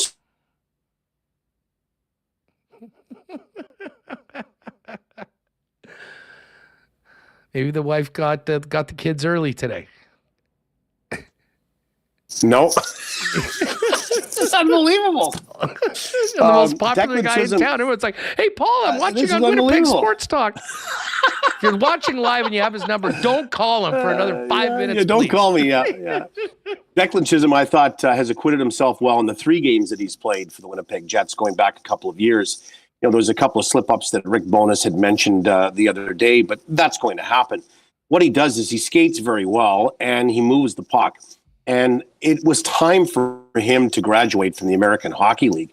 The problem with Winnipeg this year when it comes to the back end is not been a problem really at all with personnel. It's just that they've been healthy. And couple that with the fact that you don't really want to have to waive Logan Stanley or Declan Chisholm, because then they would be, vulnerable to being picked up by somebody. And I don't think the Winnipeg Jets at the start of the year were interested in losing those guys like they did Jonathan Kovacevic last year, right? So they protected them and they carried the extra defensemen this year. So they've had 8 being around here, and then trying to facilitate, minutes and getting guys in has been the difficult part. And Nate Schmidt has been the odd man out now for the 3rd time this year, second healthy scratch in a row to accommodate the opportunity for Declan Chisholm. But we've also seen years in the past where Winnipeg couldn't keep a healthy lineup of defensemen.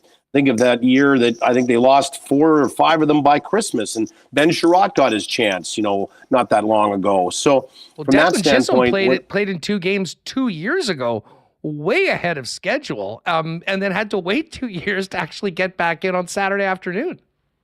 That's right. And I mean, so from that standpoint, when you look at it, that's been the biggest conundrum, is finding time for these guys to get in, because the Jets blue line has been healthy. So I think that when you're looking at this, it's not necessarily an audition. Declan Chisholm will be an NHLer, and they want to get him in the lineup. He moves the puck very well. He can play that opposite side. He's a left shot that plays the right side. He skates wonderfully. He's already on the power play. I mean, as you're not going to get it, the amount of time that the Mark Scheifele unit will get, or on the back end with Josh Morrissey on that first power play, but it's a second power play unit, and a distinction there that tells you a little bit about what they feel that Declan Chisholm can add to that power play unit and what he brings as an asset from his game as an offensive potential defenseman. So I like the moves here. You feel bad for Nate Schmidt, but at some point you've got to work these guys and you just can't have them sit here. I think one of the biggest things that I scratched my head about last year, and look at the year he's having down in the American Hockey League with the Moose, but Kyle Capobianco, it was a season that just wasn't a great season for him. He didn't play a whole lot last year, and he was constantly the 7th defenseman, and that's tough. I mean, he's still a younger guy, mid-20s, trying to develop and get an opportunity, and he certainly found his way with the Manitoba Moose. But you don't want that scenario with 2 of these younger guys, especially Chisholm, to repeat itself for a second straight year. So they've made some hard decisions in now sitting Nate Schmidt for the 3rd time as a healthy scratch to be able to get a guy like Declan Chisholm into the lineup. Hey, Paulie, before we go, you mentioned that young man wearing 98 for the visitors on Saturday. Just thoughts on what you saw from Connor Bedard in the first of what will be many meetings against the Winnipeg Jets over what should be an incredible career for the young man. 18 years old, has all kinds of skill. The puck it's one of those players where the puck finds those guys, right? Playing center, a lot of expectations. He's had some line mates that have, Taylor Hall started with him, but he's out for the rest of the year. And so he's going to have that. And I think they've surrounded him with some good players. Foligno, I know he's a little bit older, plays in the 3rd line, but having that kind of guy, Nick Foligno, in the dressing room, and and just some people to make sure that he's learning the NHL game the right way. So the skill and the ability and the skating and the shot and the presence and the vision, all of those things were on full display, and you got to see that. But what I liked about him the most was, and he's going to take a little more of this, he's not an oversized guy. I think he's 5'10", maybe 5'11", 5'10 and a half. So he's not diminutive, but he's not a 6-footer or 6'1 or 6'2. So a little undersized to play that middle role. He's going to be kind of wearing a few cross checks and slashes over his career. And what I found was he was pushing back in the corners, and he wasn't afraid to get involved in the physicality of it. And that's going to serve him well as he goes forward in his NHL career. He won't get pushed around. I'm not saying that he's, not going to have somebody that's not going to protect him, but in order to play that way, in order to put up points and be the distributor that he's going to need to be a centerman, and a very good 200-foot centerman in the National Hockey League, he needs to play in the dirty areas of the ice. And that means that you can't be bashful about trying to get there. And I didn't see that all from the kid at all on Saturday afternoon. He had like a sixth sense about him. I mean, you mentioned the puck following him. I mean, that backhand pass that he made. I mean, it reminded me of that pass that Mark Scheifele made to Kyle Connor earlier this year, which will be on every one of the season-ending highlight reels. As I said, it was very fun to see him right now. It might not be as fun in future years when that team gets to be where they hope to go, led by Connor Bedard. But a lot of people came in to see it, as I mentioned. He put some butts in seats too, which is a great thing for the NHL. Paulie, thanks so much for doing this. Have a great call tonight and an enjoyable road trip coming up. I will, and I'll make sure the next time I'll do it on my computer so we don't have any interruptions. But my pleasure. Too popular. Now you can go return all those calls. Okay. Thanks, we'll do that. There's Paul Edmonds. Pregame tonight, 4:30. Paul and Mitchell Clinton have the call on 680 CJOB Winnipeg Jets radio at 6:30. Again, early start. This is a Sportsnet game tonight. So I had just sort of was looking at tickets going, whoa, half an hour earlier tonight. So govern yourselves accordingly tonight, folks. All right, listen, we are going to have Dave McCarthy come up with us in a couple minutes. Remo, just kind of finishing up this Jets conversation, why don't we play those other two clips from Rick Bowness? This is just in relation to Declan Chisholm. Here's Bones on Carolina being a harder test for Chisholm in game number 2 than Chicago, who was here on Saturday. This is a battle tonight. They have 4 lines, 60, and they just keep coming. They play north, they play fast, they play hard, and they play consistent. So it'll be a totally different game than what we saw last game. And Chicago plays a different way. Every team plays a different way, and some different characteristics of the team. This is the team that goes north. This is the team that gets up on you. This is the team that's physical. So this will be a real good test for them. All right, so there's a little bit of Bones on Declan Chisholm and one more on just similarities between the Winnipeg Jets, their style of play, and what Rod the Bod's going on with the visitors here tonight in the Peg. Every team that's scoring in this league today, your defense are involved. You want to keep your offense up. You want to keep your zone time up. You better get your D involved. So they've got some great defensemen over there, and they love to shoot the puck. So our forwards are going to have to do a good job of getting out there and getting in those lanes in a hurry, because they've got some big guys that can battle you hard at the net. So our box outs will be a little more difficult. But we came in here last year and said we're getting our D a lot more involved. And you saw a couple of games where the zone time was way down, the chances were way down, and you saw the chances go up last game. You saw the zone time go way up. Now, again, two different teams, we understand that, but somewhere in the middle there is where we want to be. Should be a good one tonight as the Jets finish up the homestand, and I wouldn't at all be surprised if 62 is out there to take the opening face-off and gets a little extra oomph from the crowd as a little congratulations for the contract extension signed earlier today. We'll kick that around and a bunch of other NHL news and notes with Dave McCarthy. In just 1 second, before we do that, have to thank our great sponsors of Princess Auto for their support of Winnipeg Sports Talk. The holidays are here. Everybody loves Princess Auto, and that's because you'll find the best deals on the most unique assortment of tools and equipment around.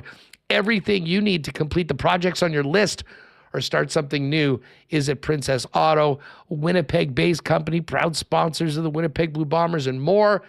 You can pop by and see them in-store, Panet Road, Portage Avenue West, or shop online 24/7, 365 over at princessauto.com. Speaking of those holidays and those new 48 jerseys tonight, you know where you can grab those at? Royal Sports, the ultimate sports superstore in Winnipeg for 40 years. The 48s, the heritage jerseys, thousands of pieces of Jets merchandise, all waiting for you to take care of the Jet fan in the family. And while you're there, check out their Bomber merch, NFL, Major League Baseball. Hopefully we'll be selling some Ohtani Jays jerseys in a few weeks. Of course, NBA, international soccer, and the biggest and best hockey department in town as the hockey experts for 40 years. It's all there for you for the holidays right now. Royal Sports, 750 Pembina Highway. And make sure to follow them on Instagram for the latest merchandise drops and sale information. And just before we bring in Dave, have to thank our friends at Boston Pizza. They're going to be making a special delivery for a few slices for everybody that's joining us for the WST holiday party on Wednesday in support of the Christmas cheerboard. If you haven't already, link is in the description. Click on that. Every cent of the tickets, I think they're $11.98, is going to the cheerboard. As I say, we'll have some pizza. We'll have some ice cream from Nick and Nicky DQ. We'll have Winnipeg's favorite local beers and nothing like the great taste of Boston Pizza. And if you're not going to the game tonight, be a great night to saddle up at your local BP.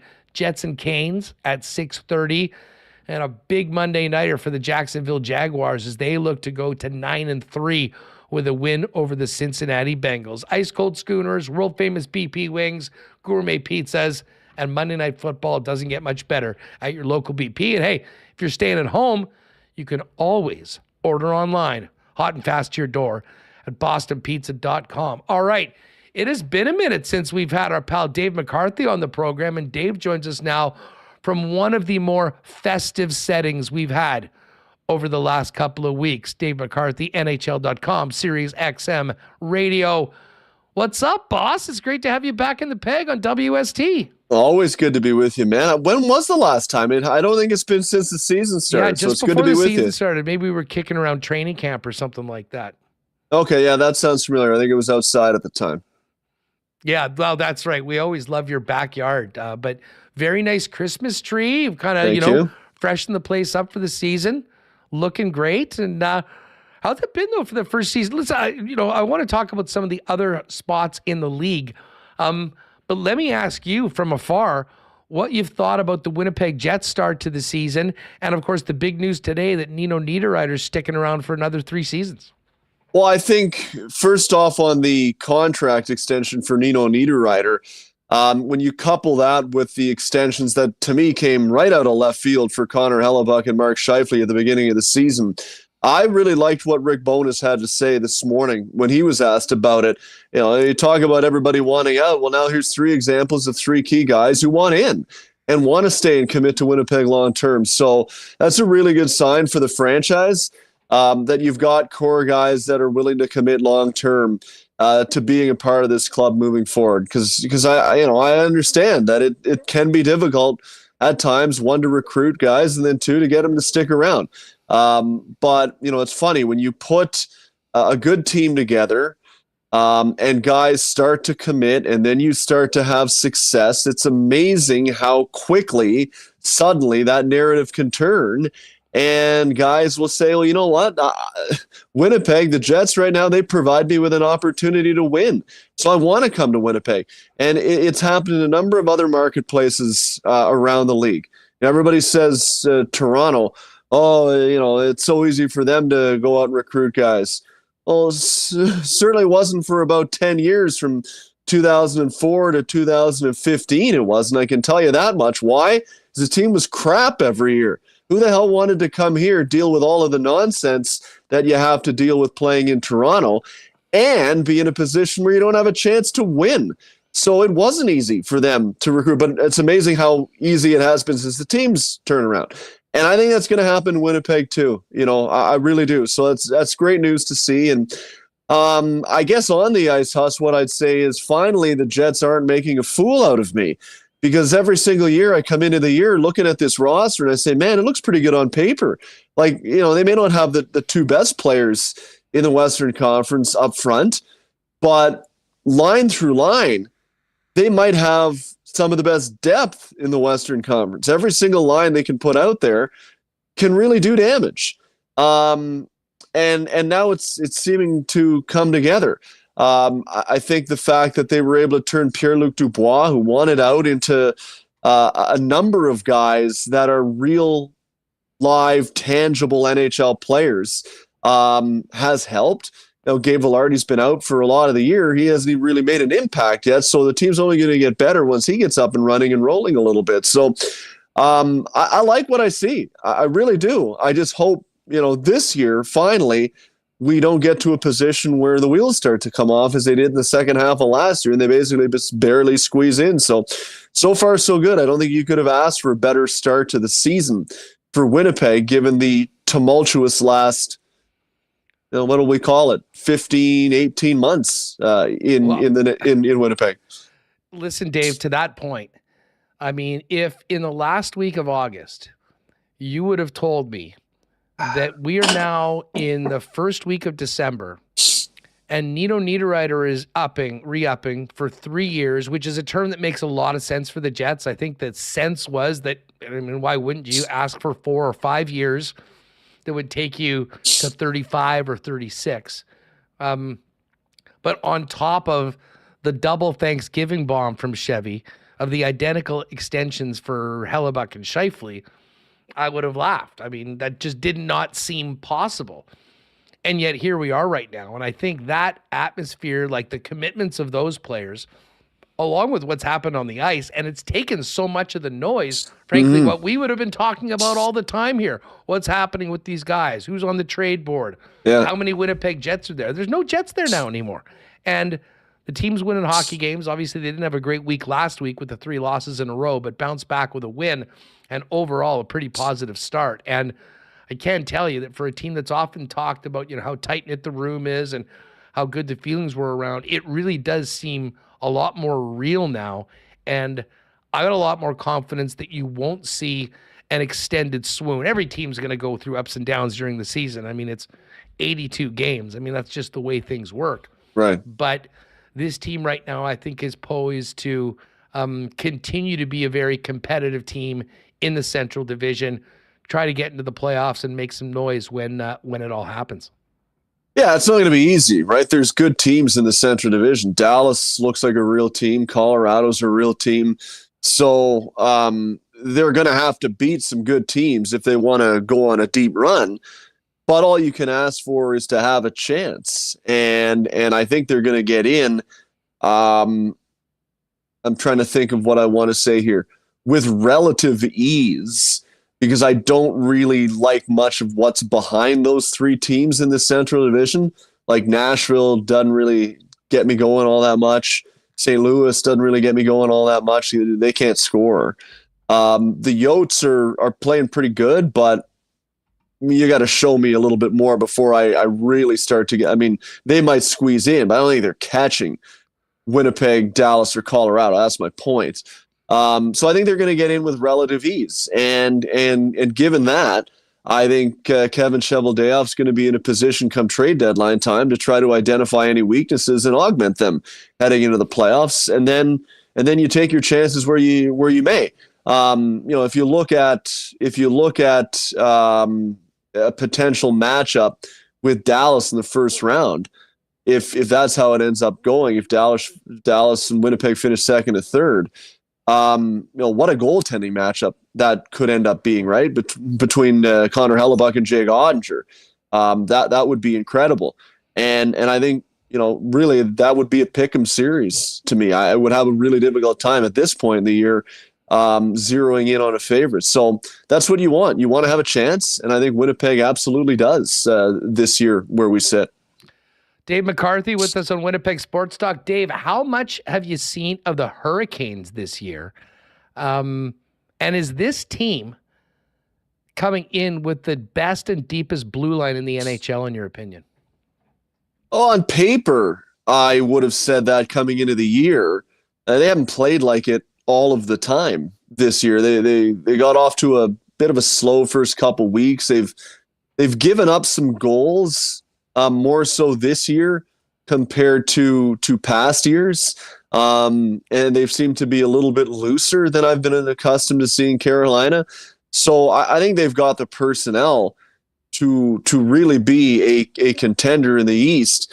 But I still think they're searching for their game a little bit. They're not quite a well-oiled machine, the likes of which I would say, LA has gotten to over the last month or so. I remember when they were here in Toronto at the end of October, Halloween night, in fact, and Todd McClellan was saying, we can score, but we're still trying to find our defensive game, and we need to be better in that area if we're really going to have a chance. I think they've really done a good job of zeroing in on that game over the last month or so, and now I think they're an absolute wagon out there. Like the Kings, to me, are a really good looking team. So, they've figured it out. I think Carolina will get to that point, but I still think there's a bit of a work in progress component to Carolina. Dave, I've got to ask you quickly about the Leafs. Listen, they lost in what was a pretty thrilling OT, but they got the extra point with the hell of a late goal on Saturday against the Bruins. I mean, you look at their record, 12-6-4, pretty good, in a playoff spot. And then you dive in. Only the Montreal Canadiens have fewer regulation wins this year. They have 5 of them. So they've got 7 of them in OT or shootouts. Where are the Leafs at right now? And what is the atmosphere around the fan base right now? I mean, is this freaking people out, or is this just, hey, these guys are so good, they can win it and it's no big deal? Well, I'll tell you right now, it feels like the Leafs are having the 1993 Montreal Canadiens Stanley Cup playoff run of regular seasons. Just without the 10 shutouts.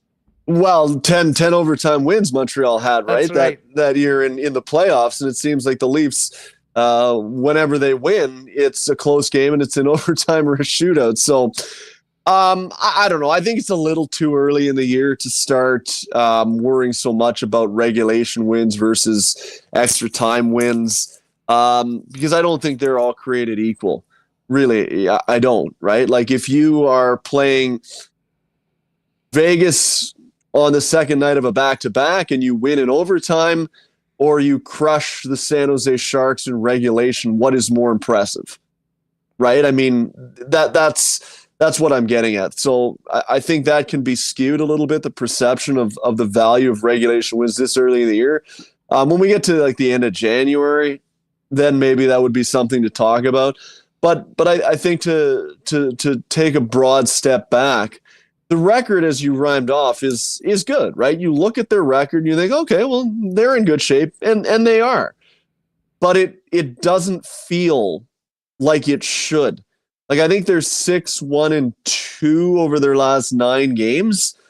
Most fan bases are jumping up and down. Any team will take that. Yeah, any team would take that. And the Leafs, to their credit, are saying exactly that. 2 points are 2 points. We'll take that. But it just does feel like there's so much more there for them to give, which, you can look at it one of 2 ways. Yes, have they been underwhelming? Sure. But you could also go glass half full and say they've played nowhere near their best hockey and are still in pretty good shape. And they are bound to get better. They're going to get better. That Austin Matthews will start to deliver more than he has. Mitch Marner will deliver more than he has. That Tyler Bertuzzi will continue to get better. That Max Domi will score more than 1 goal in the next quarter of the season. That they're going to get some help back on defense sooner than later with Timothy Liljegren around the corner.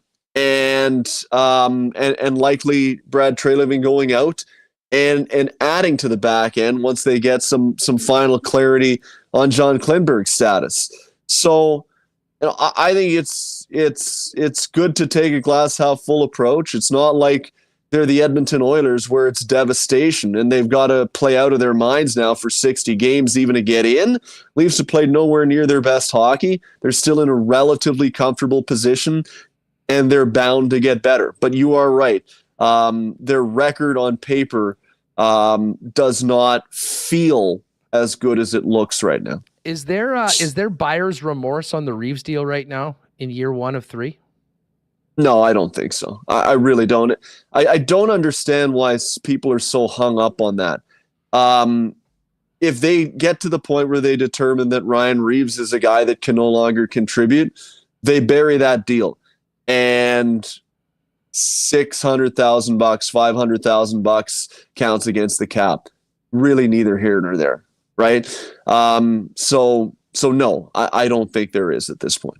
I just mean, like, you know, will he be in the lineup as this goes forward? I mean, there's been a lot of talk, and he was out playing a little bit. I mean, he does bring an element that a lot of teams want. Right. It just hasn't seemed like it's really clicked, and he's having a tough time being effective when Keefe does put him out there. Yeah, like I think the right way to manage Ryan Reeves was always to use him situationally. I don't think he is a guy that should be in the lineup 82 times a year. But there are certain teams where they tend to play a certain way that suits what he brings to the lineup more so than other opponents. And in a case like that, for instance, against the Florida Panthers last week, when you had a feeling that, you know, things could be a little physical, that's a game you want him in the lineup.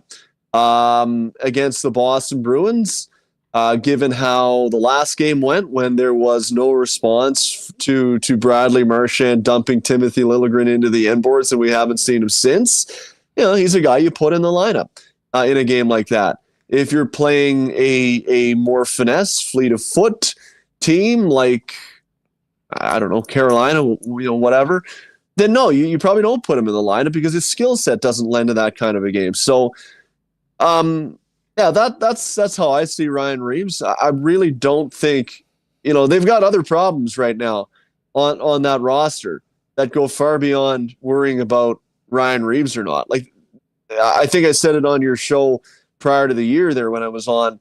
They're going to have to go out and improve the blue line.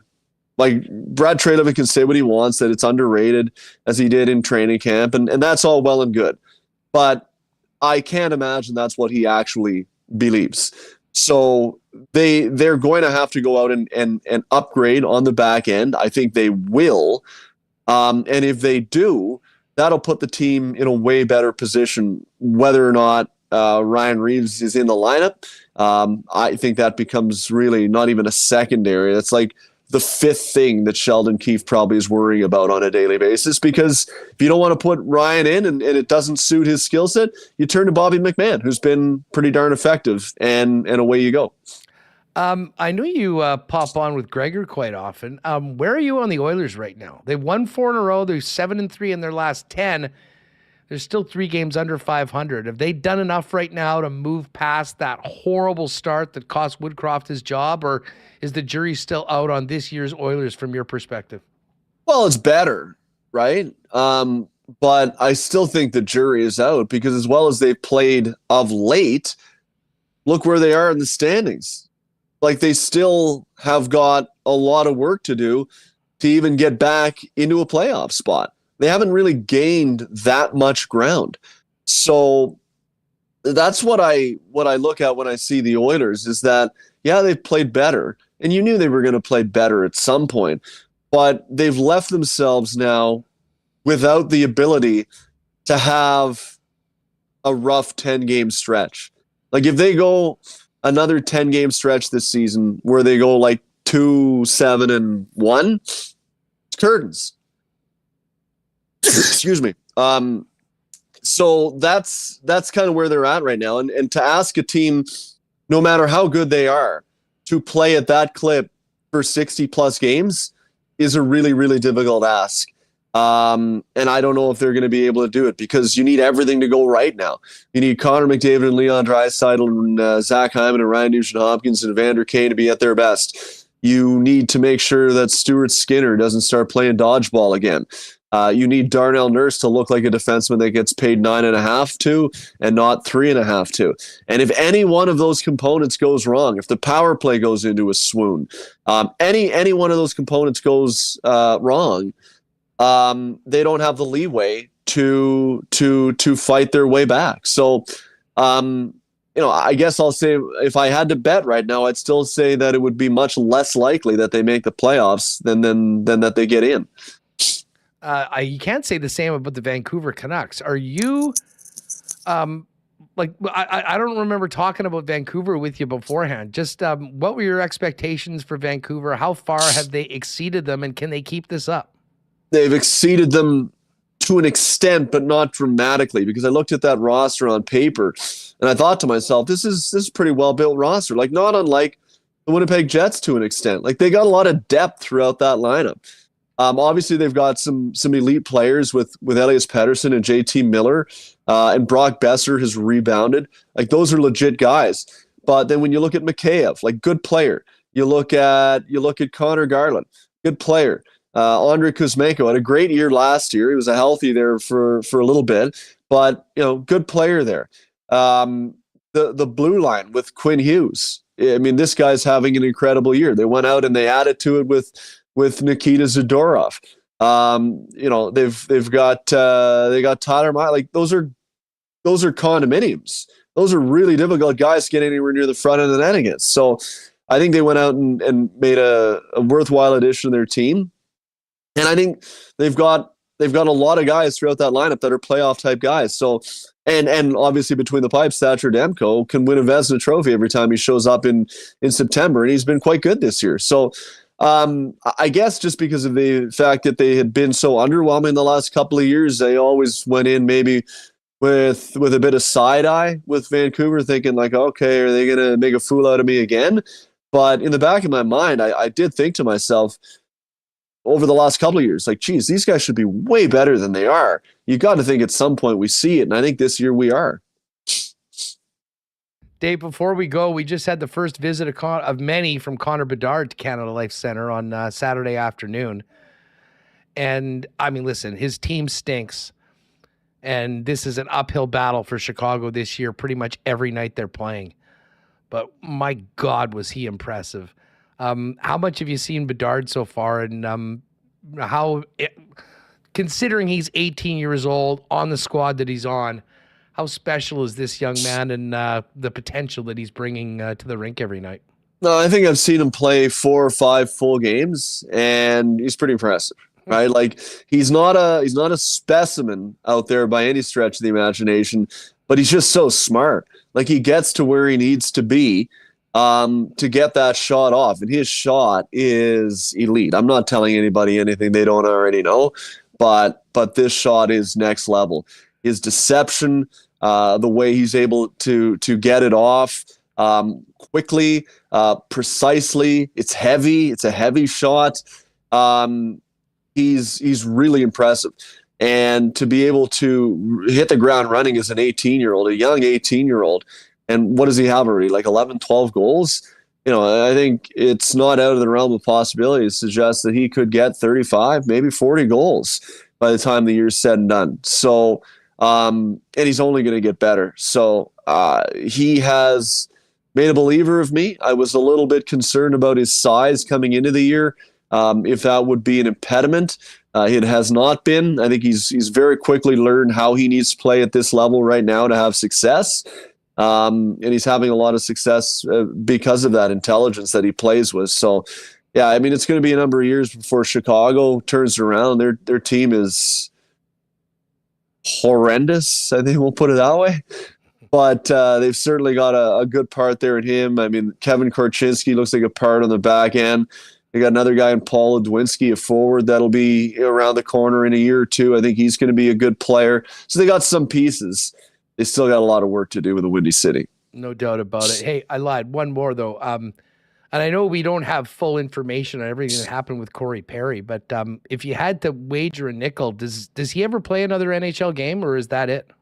I can't wager a nickel right now, Huss. I mean, sorry for the answer, but I need to know more before I can wager a nickel, and to wager now would be foolish in my just mind. Based on the fact that he's 38 years old and presumably would be gone for a long time, like is that even a possibility? Let's look only on the ice right now. Only on the ice. If you give me Corey Perry with the reputation from 5 months ago when he signed his deal, and you give me what I've seen out of him on the ice this year. Do you understand what I'm getting at here? Just so that you're clear, but I want everybody to be clear. You put that combination of Corey Perry together and you ask me, does he play again this year? Yes, absolutely. He is capable of playing again at the NHL level. He was playing well. He was playing good with Chicago this year. So in that combination of Corey Perry, player, and 5 months ago's reputation, yes, it's not like he got to Chicago and it's like, holy cow, the wheels have come off. It's over with for Corey Perry. No, but I don't know what he did yet.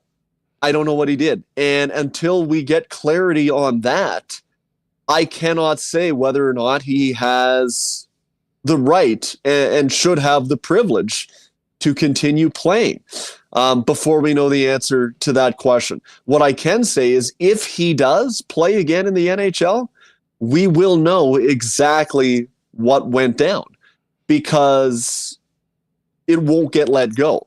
There is no way a team can sign him and say, oh, well, we conducted our own investigation and we've come to the conclusion that we feel comfortable with signing him and having him in our lineup. Oh, okay, well, what did he do? Oh, don't worry about it. That won't fly. That will not fly. So we will know if he plays again. But until I know what he did, I can't form an evaluation or an assessment in my own mind as to whether or not he still deserves the right and the privilege to play in the league. Yeah, there won't be $4 million out there, that's for sure. And I mean, if he's not radioactive and a team can sign him, I mean, certainly we all know about his playoff pedigree and what he's done before. I mean, I'm sure there would be a taker, but you're exactly right. I mean, until there's more details coming out, and even if the people on the inside know, the teams know, to sell that to a fan base, I think you're going to need to assure people that the situation warrants him getting another opportunity. In the meantime, I know he's working on a bunch of things off the ice, and we'll hope that goes well. Hey, just before we go, fill people in on where they can get all of your content these days, one of the busiest men in the biz. Yeah, Sunday Brunch, NHL Network Radio on Sirius XM 91 every Sunday at 11 a.m. Eastern, and you can catch my written work at NHL.com. Looking forward to it, Dave. And anytime you want to chop it up talking Jets, I'm the phone's always on for you. We need a little bit more buzz on this team right now. Although it wasn't a great week last week, but we'll see what happens tonight against what should be a real fun game against the Hurricanes, wearing those new jerseys, the 48s. Thanks for doing this, man. It's always great to have you on the program.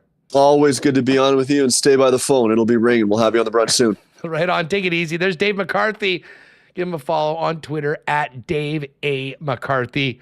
And if you got Sirius XM NHL Radio, make sure to start off your Sundays with Dave on the Sunday Brunch. All right. I do want to give a big thanks to our friends at Little Brown Jug. Had a few generics at the game with the fellas on Saturday, a little matinee action. Man, that's great beer. But there's so many great beers at Little Brown Jug. And guess what, WSTers? You'll be able to try them all if you join us on Wednesday at our holiday party in support of the Christmas Cheer Board. Tickets are, there's a link right in the description of this video. If you're with us on YouTube, if you're listening on the podcast, go over to winnipegsportstalk.com and click the link. Get a couple of ducats for you. We're raising some money for the Christmas Cheer Board, which does such incredible work in our community around this time of year. We're going to be doing a little raffle with the Little Brown Jug prize pack, as well as a couple things we're working on. Grab a slice of pizza from our friends at Boston Pizza, a little ice cream treat from Nick and Nikki DQ. Should be a great, great day, but we do have limited availability and it's getting full. So please, we'd love to see you out there for a great cause. Have some fun at the holidays. Wednesday night, we'll see you at Little Brown Jug. And as I mentioned, DQ Nick, always there for us when we're calling out. Nick and Nikki DQ been with us since day one. Pop by and support them. Maybe one of our most delicious sponsor. Grab a Blizzard, one of those stack burgers at either DQ Northgate, DQ Polo Park, or DQ Niverville.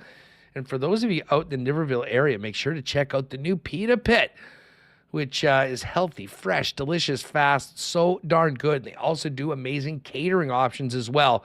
You can hit them up on Instagram or X at Pita Pit Niverville for more information on catering operations. And hey, I just want to give you a little bit of a buzz. We are starting a new program with our friends at Sport Manitoba later on this week. So we're going to have a special segment later on in the week talking more about grassroots of sports here in Manitoba, learning about a whole bunch of other sports and other initiatives. But we all know that coaching and official recruitment is absolutely one of the biggest challenges right now in all sports at all levels. If you would like to turn your passion into action and become a coach or official in the sport you love, sportmanitoba.ca is the first place toward a rewarding journey. It's not just about the sport. It's about building character, fostering teamwork, and creating a legacy. It takes a community to play, and we'll be doing more about It Takes a Community to Play and more about how you can get involved with Sport Manitoba, supported by Manitoba Liquor and Lotteries. Pay attention for that later on this week. All right, let's get Remo back in here. And Remo, this has been quite the show today. Of course, with the Nino extension and everything else over the course of the week. I think what we wanted to do, I wanted to get Connor on and chop it up and talk a little NFL. I know he's probably pumping his chest right now after the beatdown that the Niners gave the Eagles yesterday. But we'll maybe save that for tomorrow and get to the Coolbet Lines. But just very quickly, it was quite an interesting day in the National Football League. In particular, like, are we just going to have to call that the Big Dom game? I thought you were going to talk about Patrick Mahomes losing to Jordan Love, because that's what our chat has been talking about since we started. Well, there's a lot of haters. I mean, there's a lot of haters in the chat, and you know what? Those, when you're always looking up at someone, you try to tear them down, and that's what the people in the chat are doing. I will give a lot of credit. Jordan Love was awesome. And maybe the craziest thing about it, I don't know if you were watching when they brought that up, but they were showing the stats from Love's first 11 starts in the NFL compared to Aaron Rodgers' first 11 starts in the NFL. It was the same. It was the exact same. Yeah. You know who was barfing when they saw that? Viking fans, Bears fans, and Lions fans. Hey, listen, Matt LaFleur had his team ready to go. The thing that concerns me the most is a couple of really, really bad injuries to the Chiefs last night. Now listen, KC's going to be fine. They'll be in the playoffs. They'll win the division. We'll see what happens come January. But if Tranquill's out for any period of time, and Brian Cook being out probably for the rest of the regular season, did not break his ankle, but I have a feeling that's a really, really bad high ankle sprain, which who knows whether he'll be able to go for January. So the defense has been such a big part of their success this year. That was really tough. So yeah, and listen, I'm not going to be one to talk about the refs, although that missed PI on MVS in the last minute of the game on the 5-yard line was one of the worst non-calls you'll hear all year.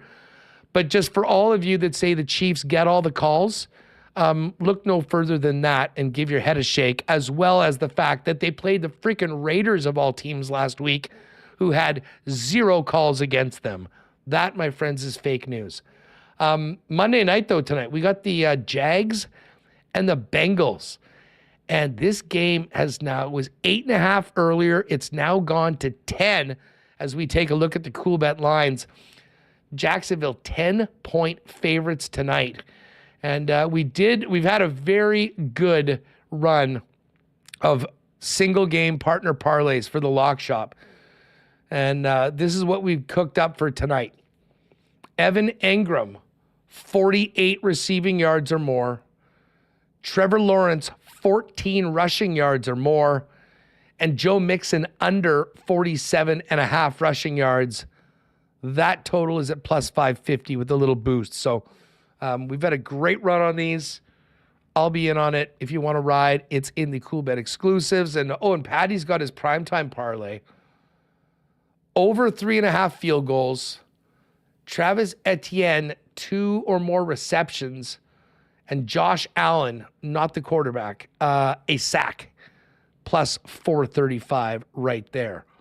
Any thoughts on this game tonight? I am on principle taking the Bengals in the 10 points. I just think that line, even with the backup quarterback, is too high. Yeah, you know what? I think that's fair. That's a lot of points. It's not like Jaguars have been world beaters, and I think their quarterback, he was serviceable. 10 points, it's a lot. I guess sure. Go take the 10 and the Bengals, but I don't think they're winning the game. Jake Browning breakout game tonight again. I would love it if the Bengals could win, but I won't be holding my breath at all. The Chiefs are now going to have to get some help at some point this season if they want to get back into the 1 seed after that loss last night. But let's take a look at the NHL. And we got a few games tonight. Pittsburgh at Philly. Pittsburgh, a very slight road favorite at minus 113. Philly, minus 104. The Dallas Stars and the Tampa Bay Lightning. Dallas minus 117 and Tampa minus 101. Is that the return match from the 8-1 shellacking on the weekend? I believe so. And yeah, I mean, you look at Andrei Vasilevsky's numbers since he's came back, haven't been very good. So big rematch here. But this time it's in Tampa. Wow, interesting. They just, a straight home and home. The Jets and the Leafs have that coming up in November, where they play in Toronto on the 24th and then right back at it for their second and only other matchup of the year. But that was a stunning result on Saturday with the Stars beating up on the Lightning 8-1, and the Lightning 10-5 right now, just 500 on the season. Did not expect to see that. The Kraken are in Montreal to take on the Habs. Seattle's a minus 155 favorite. Montreal paying plus 131 at home. You've got the Caps in Zona to take on the Yotes. Arizona minus 130 home favorites. Washington plus 111. The Blues are in Vegas and are a significant underdog, plus 161 on the money line. Vegas minus 192. And then we get to the game that we'll be watching tonight, the Carolina Hurricanes against the Winnipeg Jets. I see the line has moved in Carolina's favor since the announcement of Laurent Brossoit starting for the Winnipeg Jets. Jets are plus 123 home dogs. Carolina minus 145 on the money line, Reem. Yeah, it's not like Carolina's got an A-plus goalie. Antti Ranta, he starting in net, he hasn't had that great of a season. 8.54 save percentage, 3.47 goals against. But for Carolina, they play a solid team game, suppressing shots. I'm interested to see, and I haven't had a chance to weigh in, but it seemed like, when they played Hellebuck on Saturday, it gave him this extended layoff here from Saturday until the upcoming game against Thursday. And Colorado, they know we're looking ahead with Colorado. They just lost 2 in a row, and Cale Makar is banged up, so wait and see about that. But yeah, Jets home dog, the Nino bump. They're wearing the jerseys. I could get behind that. I don't know if I'd feel. I don't know how confident. I mean, looking at what is Money Puck. Money Puck's got Carolina's 56% chance to win, but hey, I'm willing to roll the dice here. How about plus 330 on a Nino goal to celebrate the new contract? I think you have to. It's like the ceremonial face-off. Just like the right thing to do. That's great. The ceremonial sprinkle on Nino. I think you have to. It's the obligation. I love how they have Sebastian Aho 1997 to distinguish from the other one. Sorry, go ahead. I know, that does crack me up every time. Here's a few Jet score numbers if you want to just bet somebody to score. KFC plus 154. Scheifele plus 215. Ehlers plus 245. Gabe Velarde plus 315. Nino plus 330. Cole Perfetti, who set his career high in a season with that beautiful tip-in on Saturday for the Jets. He's plus 345. Iafallo plus 340. And Mason Appleton plus 440. By the way, Gabriel Velarde looked great. What a move he made on that goal. Man, what a pass here to Mark Scheifele going down. And I think you could tell in that first game that he wasn't looking like Gabe Velarde from the beginning of the season, the way he can play. But hey, with Nemestikov out, thrust into the role here, second line center with Perfetti and Iafallo. And look, he's a big body. He's been strong on the power play. And nifty little pass there set on Mark Scheifele, who just snapped it right home. So, Huss, we still haven't heard at Canada Life Center Gabe Velarde's goal song, which is the Macarena. So maybe before they leave. Plus, for a guy who's getting, power play 1, second line center, plus 315 is not bad for a guy who's going to be on power play 1. I agree with you. All the lines are up at Coolbet. Join us in the lock shop tomorrow on Tuesday at noon. Kind of recap Monday Night Football, the week, get into some more hockey picks and whatnot. Every day, noon, Edmonton Sports Talk. Myself, Dustin Nielsen in the lock shop, which takes you right in to WST. Fun show today. Lots to talk about, Reem, and looking forward to this one tonight.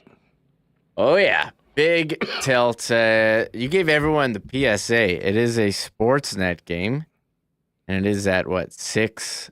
6:30 puck drop. 6:30 puck drop, so be ready for sure, and I'm looking forward. I like, we were at the Jets jersey unveiling. I was like, yeah, these are, kind of knew what it looked like before. We were like, yeah, these are great. I think they're going to look good. I was blown away by the reaction online, but I think they're going to look good. Brossoit, we didn't even show this. Brossoit has got his pad set up.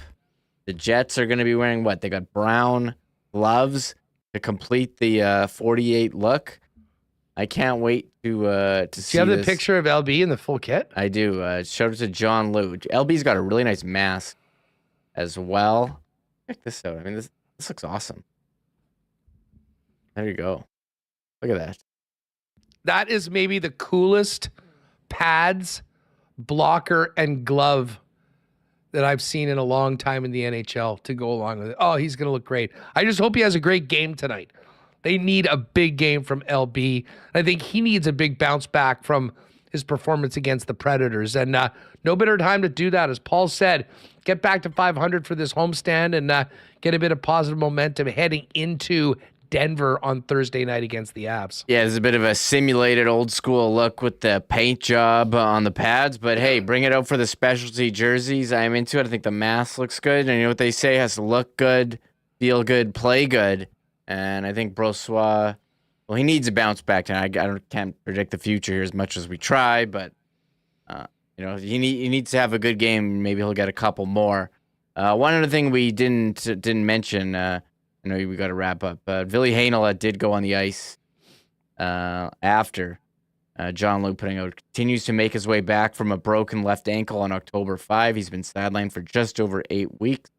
His 2 to 3 month recovery timeline. Here he is in flip-flops, stick handling on the ice. I thought he went back to Finland. All I know is that he was on he's been at Canada Life Center. He was on the Vegas trip. Did he actually? I don't know if he went home to recover or not, but here he is putting in work, getting some stick handling in after practice. Some nice dangles on the ice in slides. What can't Ville do? Well, we'll look forward to him getting back healthy, presumably playing for the Moose for a while, and at some point maybe getting back into the Jet lineup. But that spot on the blue line is going to be taken by Declan Chisholm tonight, who gets another chance to show that he belongs in the top 6 of the Winnipeg Jets after making his season debut on Saturday afternoon, and the Jets win and getting his first NHL point. It's going to do it for us, gang. Enjoy the game tonight and the Monday nighter afterwards, and make sure to join us tomorrow. Much more on the Winnipeg Jets. We'll wrap the homestand, look ahead to the rest of the week, and don't forget, if you haven't already checked it out, the new Jets this week with Connor Hrabchak up this morning, available for you on the podcast or on YouTube. Thanks to the sponsors and all of you for making us a part of your day. We'll see you tomorrow on WST. Oh my God! Oh! Shut it down! Let's go home! Thanks for tuning in to Winnipeg Sports Talk Daily. Make sure to subscribe on YouTube and your favorite podcast feed at winnipegsportstalk.com.